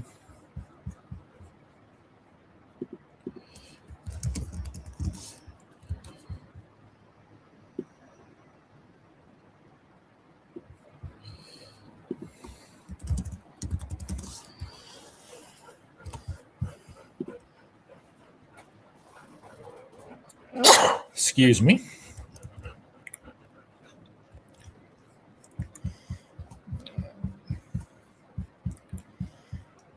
Okay. Go back up to the mid-sub here, get the rest of those put in.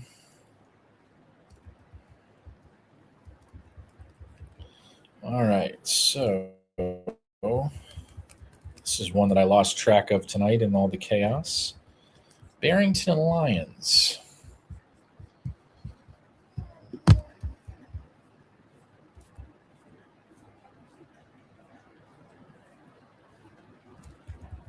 The reason I didn't hear it is I don't think it was reported anywhere. Did they move it to Saturday? I did not. Okay, Barrington and Lions on the hunt for that one. Oh, just found it. Okay. 24-19 in favor of Lions.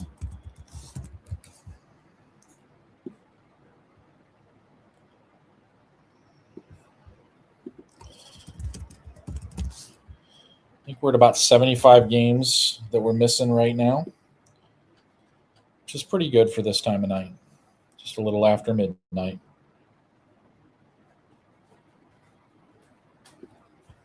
Conant and Bartlett. I know I saw that one.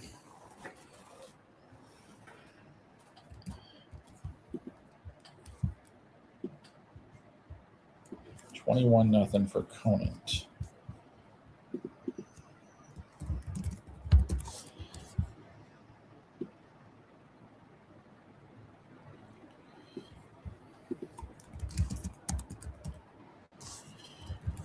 Okay.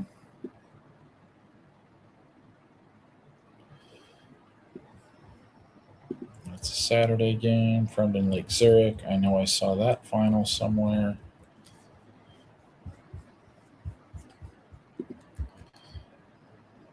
$20-0.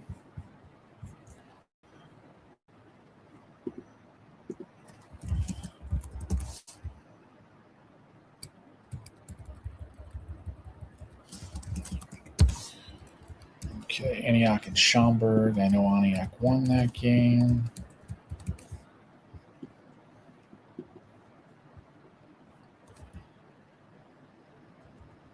(34-27) was the final. 34. Antioch 34-27. Okay. So we're through them. Now we're into the North Suburban. Grant Mundelein. I think I saw that one earlier too.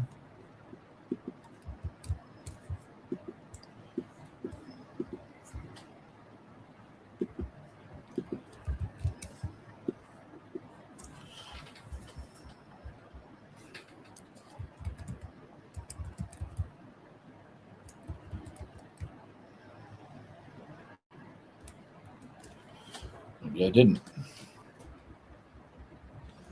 Maybe that's my imagination. Grant and Mundelein right now is on the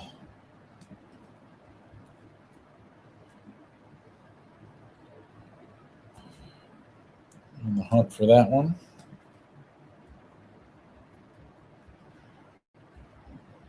There it is.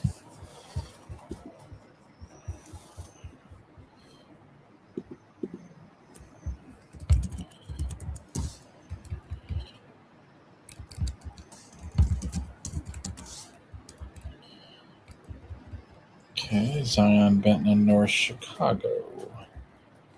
Boy, that might be the most points I've seen Zion Benton ever score. 61-12 over North Chicago. Okay, now on to the Northern Illinois 10. All right, got a Marion Central Catholic score. There we go.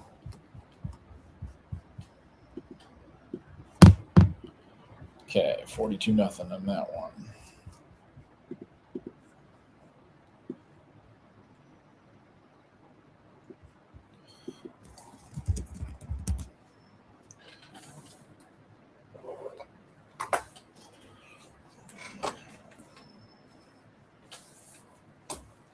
Okay. Heading back down to the Northern Illinois 10.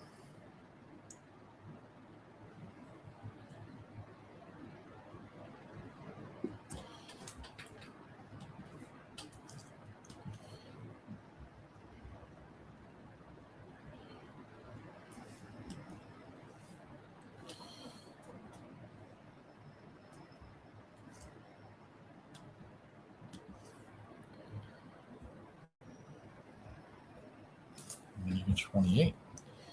Belvedere 13.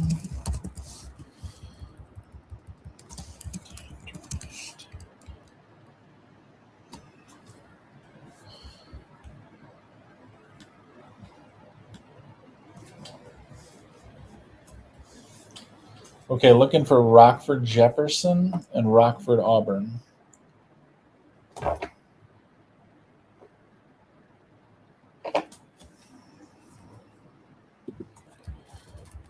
Let's see here. Let's see what else I need. Harlem beats Belvedere North.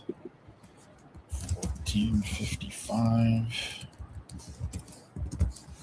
14, Auburn and Jefferson.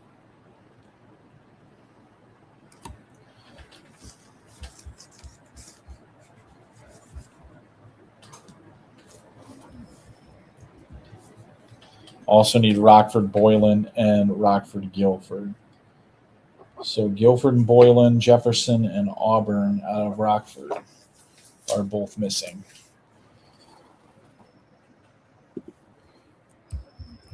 Okay, now down to the Northern Lake County.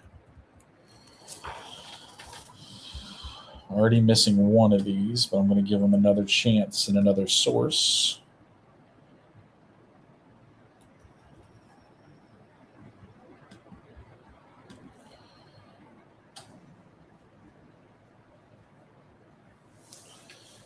Okay, Grays Lake Central gets a 41-31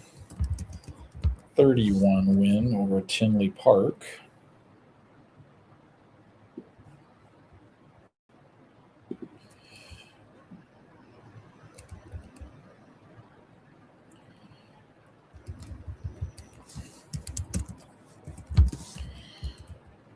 Honda wins 32-21 over Hinsdale South.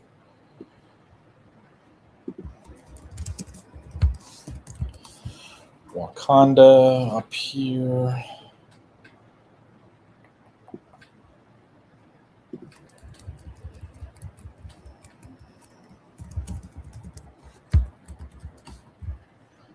Round Lake wins 18-14.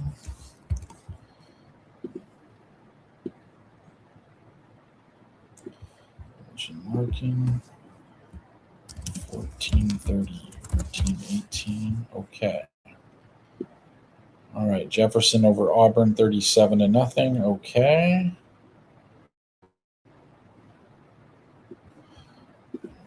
$7-0.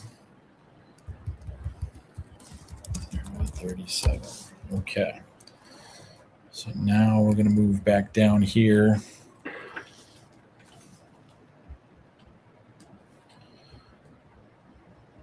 Still missing Grays Lake North and Vernon Hills.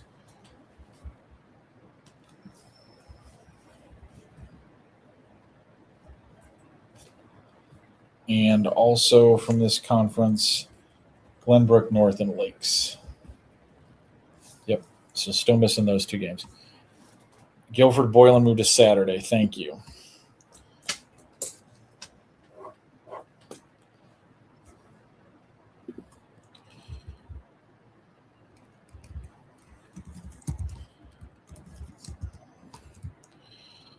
Okay.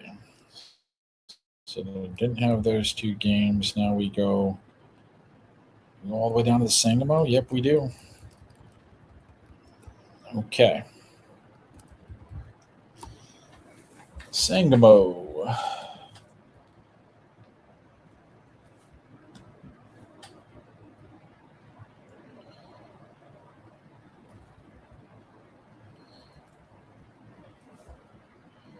Getting into the S conferences, getting closer to the end. Okay, Athens over Riverton, 46-8. Pittsporta over Pittsfield, 50-21.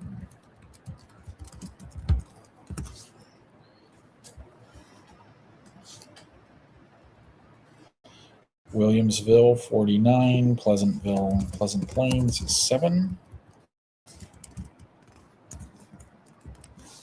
Olympia, 31. Auburn, 21. Morrow Forsyth, 59-0 over New Berlin. Okay.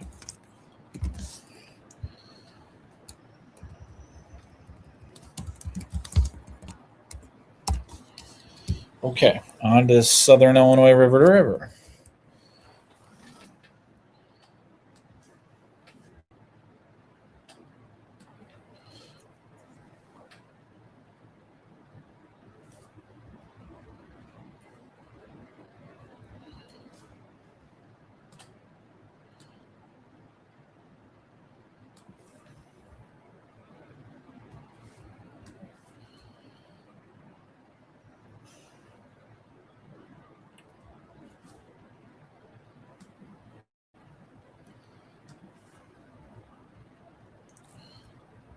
Okay. Harrisburg beats Anna Jonesboro 56-3. Benton beats Heron 18-6. And then we go down here to Massac County. All right, missing Massac County and West Frankfort.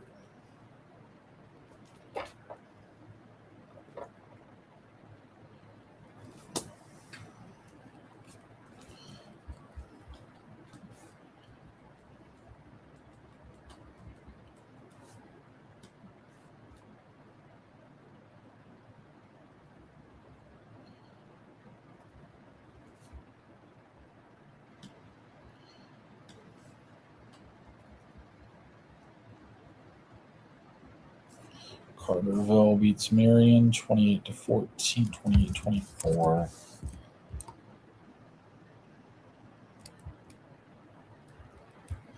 Thank you for that. West Frankfort 48-14. Awesome.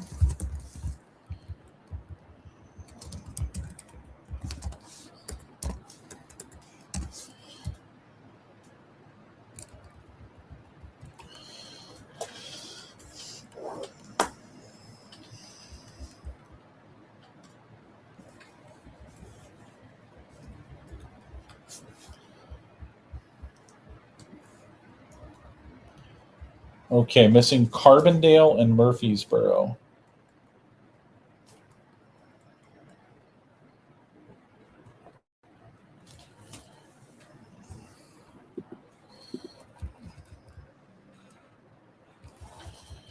South Central Conference. Next up.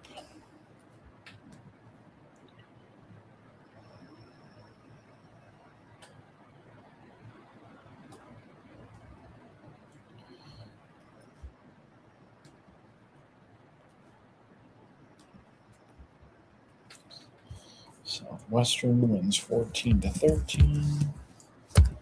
Stun. Hillsboro wins 27-14 over Pana.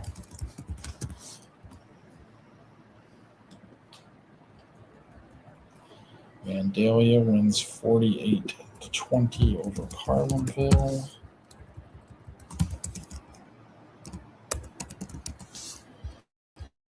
Thank you, sir. Carbondale with that win. Over Murfreesboro. 13-47.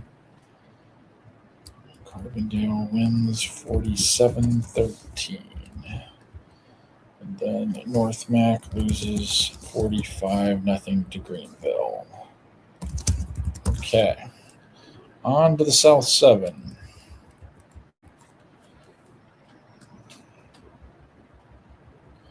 I'd say we're probably under 50 games right now that need to be found.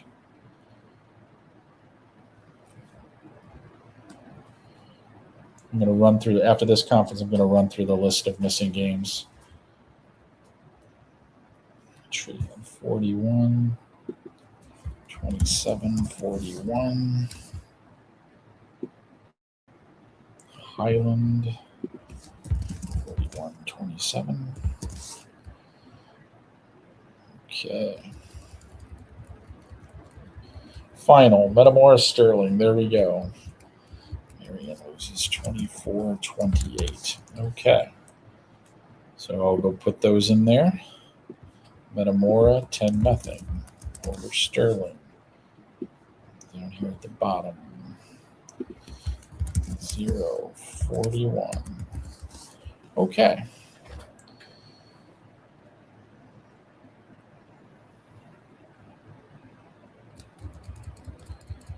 Starting to see the bottom of this. Okay.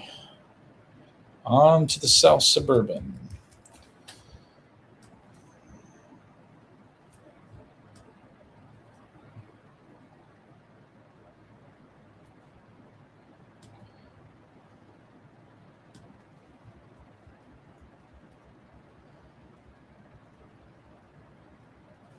Thornwood over Hillcrest. That's interesting.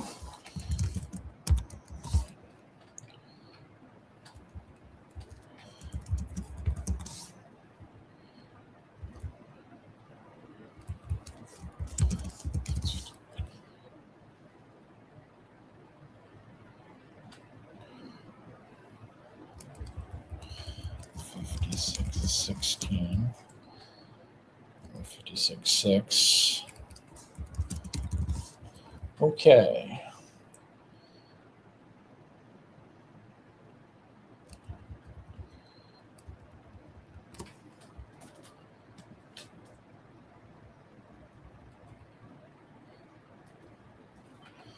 Andrew over Oak Forest. Okay. That's an interesting team. Okay. So everybody in that division is done. The red needs 1 score. I know that Argo lost. Don't remember the final.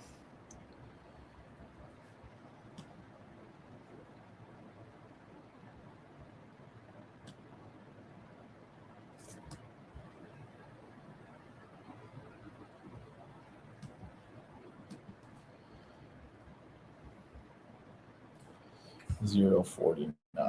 Okay, 49-0 for Plainfield East. Okay. So now we're going back up here, but before I move into the Southland Conference, I'm going to run down the scores that I'm missing. Lakes in Glenbrook North, Vernon Hills and Grays Lake North, Lincoln Park North Lawndale, Clark and Noble Academy, Gage Park and Solorio, and that's it. Okay, on to the Southland.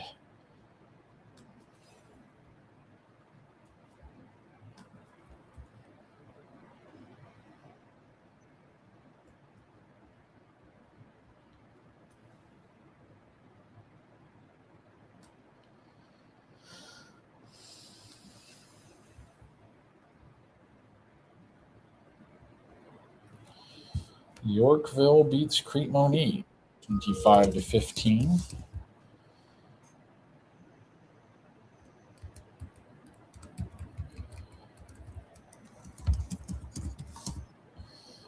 Okay. Rich Township loses 39-8 to Oak Park River Forest.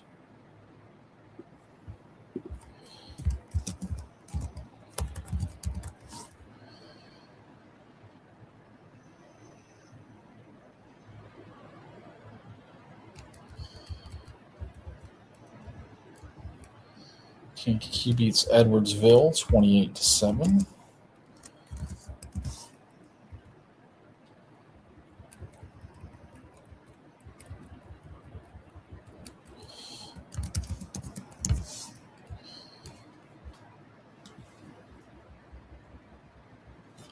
Joliet Central over Thorn Ridge 20-23.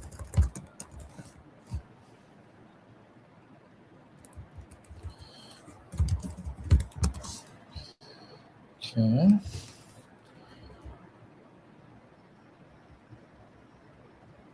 Thornton beats Berwyn Cicero Morton 26-18.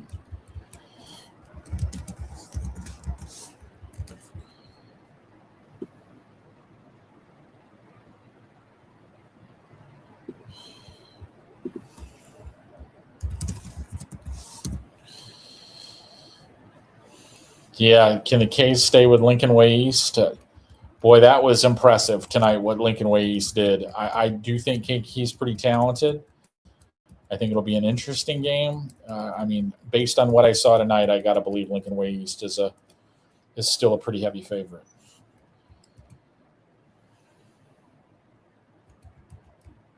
That was a really impressive win. I think of all the results tonight that surprised me, and there were quite a few. And that's the one that I think surprised me the most, even though I have a lot of respect for Lincoln Way East, and I think they're a great program. Brother Rice is a very talented team. That's a great win. Okay, on to the Southwest Suburban now.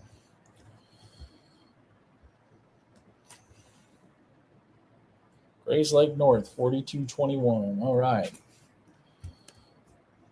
Thank you.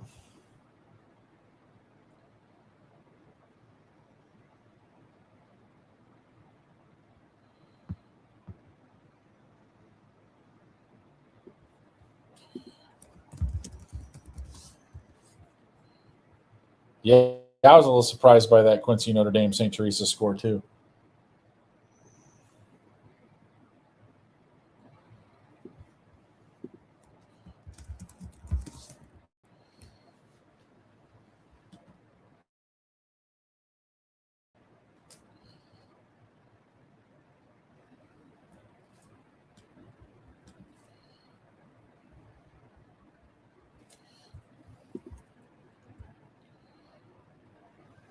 Okay, so on back going to the Southwest Suburban.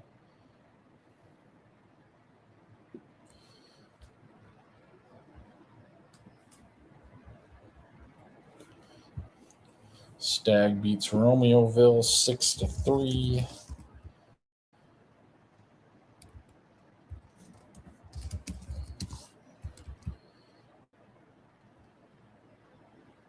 Homewood, that's another one that really surprised me. Homewood Flossmoor, not necessarily that they won, that they did it in such dominating fashion over Bolingbrook. 31-0 in that one. That's another one where I was pretty surprised at the margin.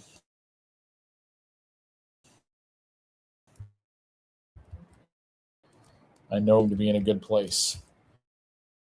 Dunbar West over Lockport, that's a good game too.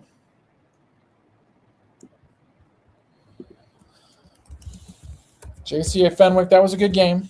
I mean, it was, but Fenwick's established itself. I still think Joliet Catholic will be a better team in the second half of the season, kind of breaking in some new guys at some key positions.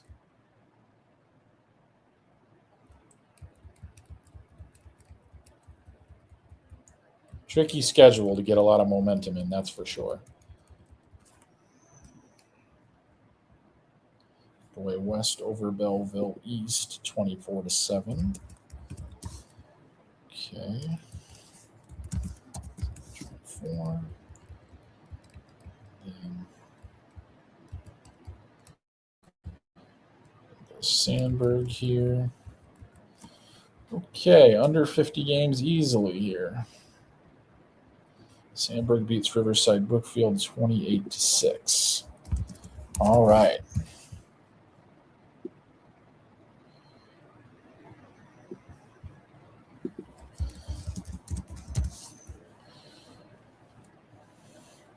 Nope, nothing's easy in the Catholic League, that's for sure.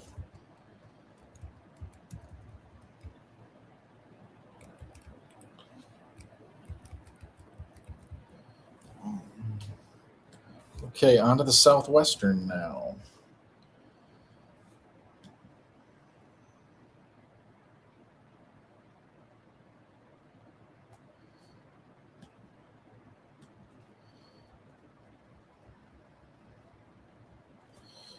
Belleville East beats Alton 56-0. Belleville West, that is. St. Louis plays on Saturday. What was the O'Fallon Quincy score?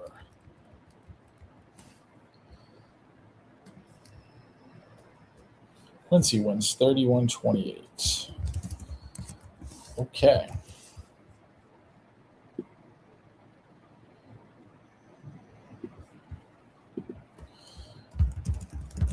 Okay. Now we're getting down into the nitty-gritty here. The Southwest Prairie.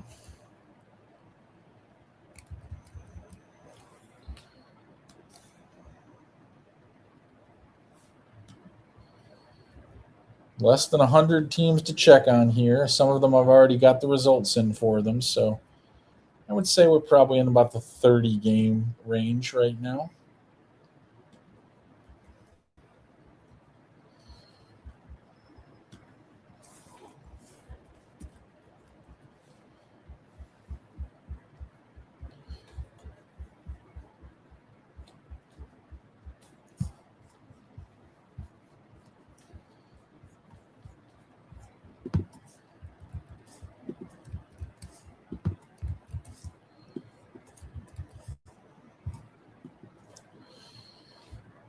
Okay.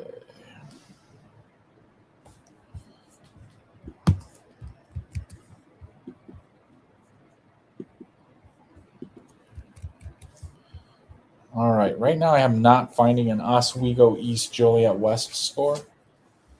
I know that Oswego East won. I can't seem to find a final.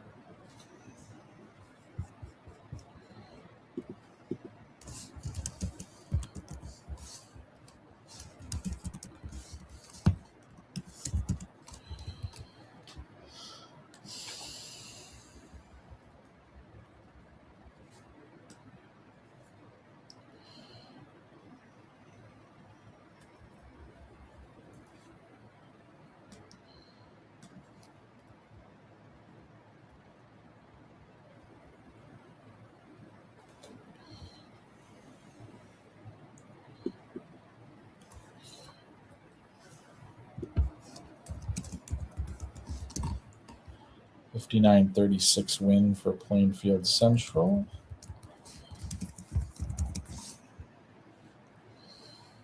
Okay.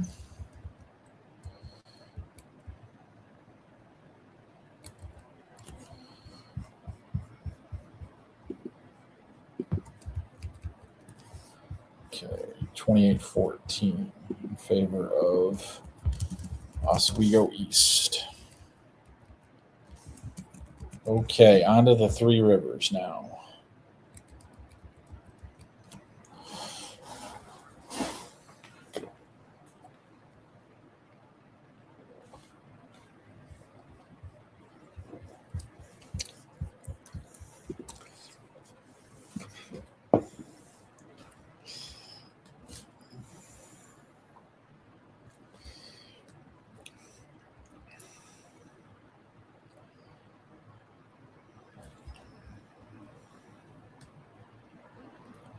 Three Rivers, Mississippi. Okay.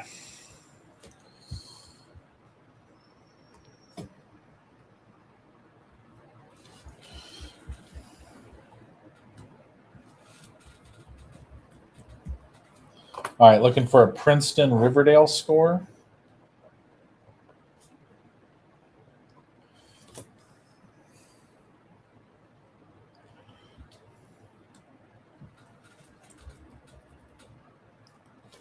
Mercer beats Hall 46-44.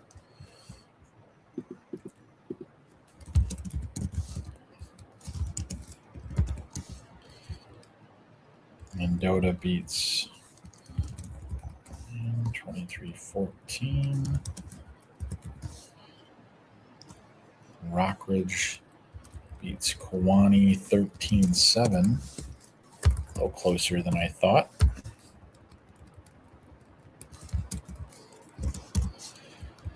That's a Saturday game.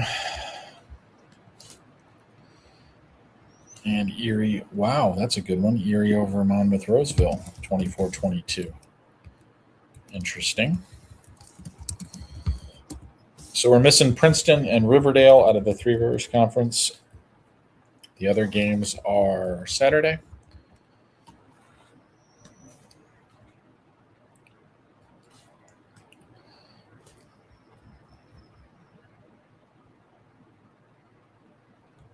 Princeton and Riverdale tomorrow. Okay. Fair enough. I thought it was strange. I usually never have any problems finding those scores, but okay. So now let's go to the Upstate 8.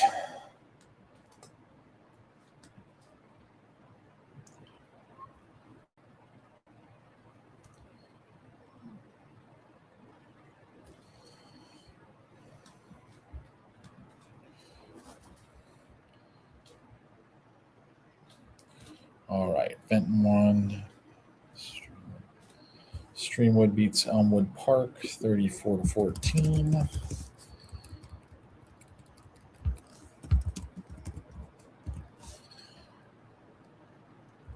Addison Trail wins 40-12 over West Chicago.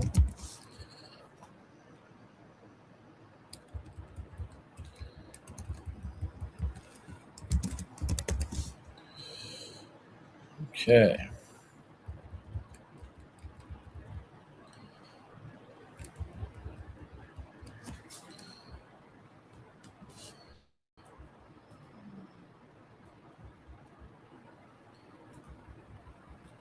(2013) win.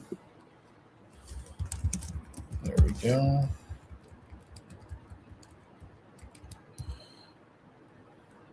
Willowbrook 20-13. Okay. So let's go to the west side. They've got all those scores in. Only need one of those? Really? Okay.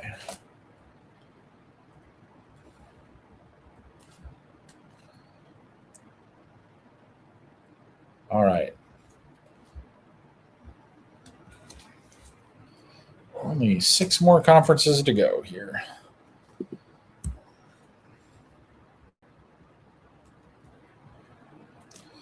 West Aurora loses 27-49. Downers Grove South 49-27. Okay, on to the Vermilion Valley. That's a Saturday game. I saw that score a little while ago. Georgetown Ridge Farm 36. Moments 25. 36. Let's see if I can find the Westville score. 48-8 over Iroquois West. 8-48. 48-8. Okay. So then the West Suburban Gold, the only result we need is our Saturday ones. On to the Western Big Six. Okay. 3 more conferences to go. Looks like 7 more games that we need to chase down.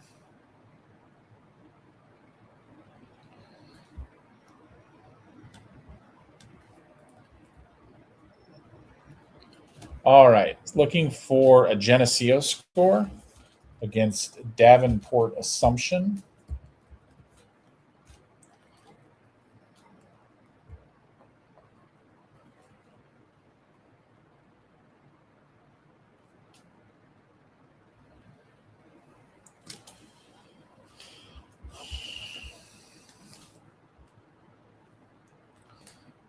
And now we're going to the Western Illinois Valley.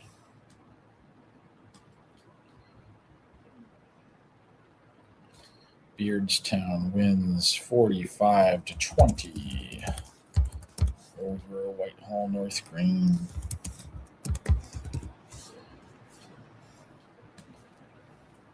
Camp Point wins 28-0 for West Central. Triopia. Hardin Calhoun wins 50-0.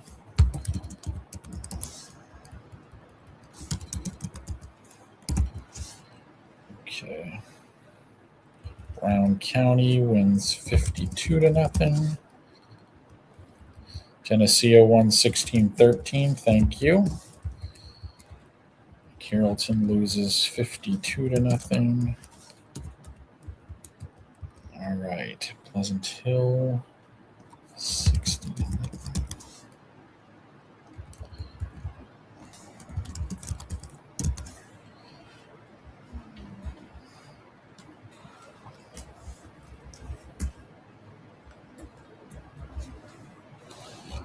Okay.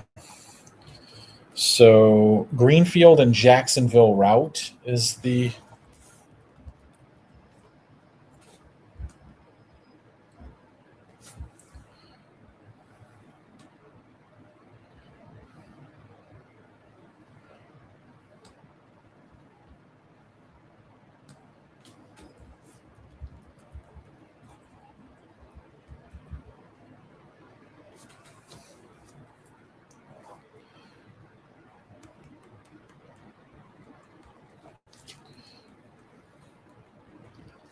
Okay, so we're down to, okay, Greenfield wins 45-0. All right. So I'm going to do a quick scan here, make sure I didn't miss anything else just on the input here.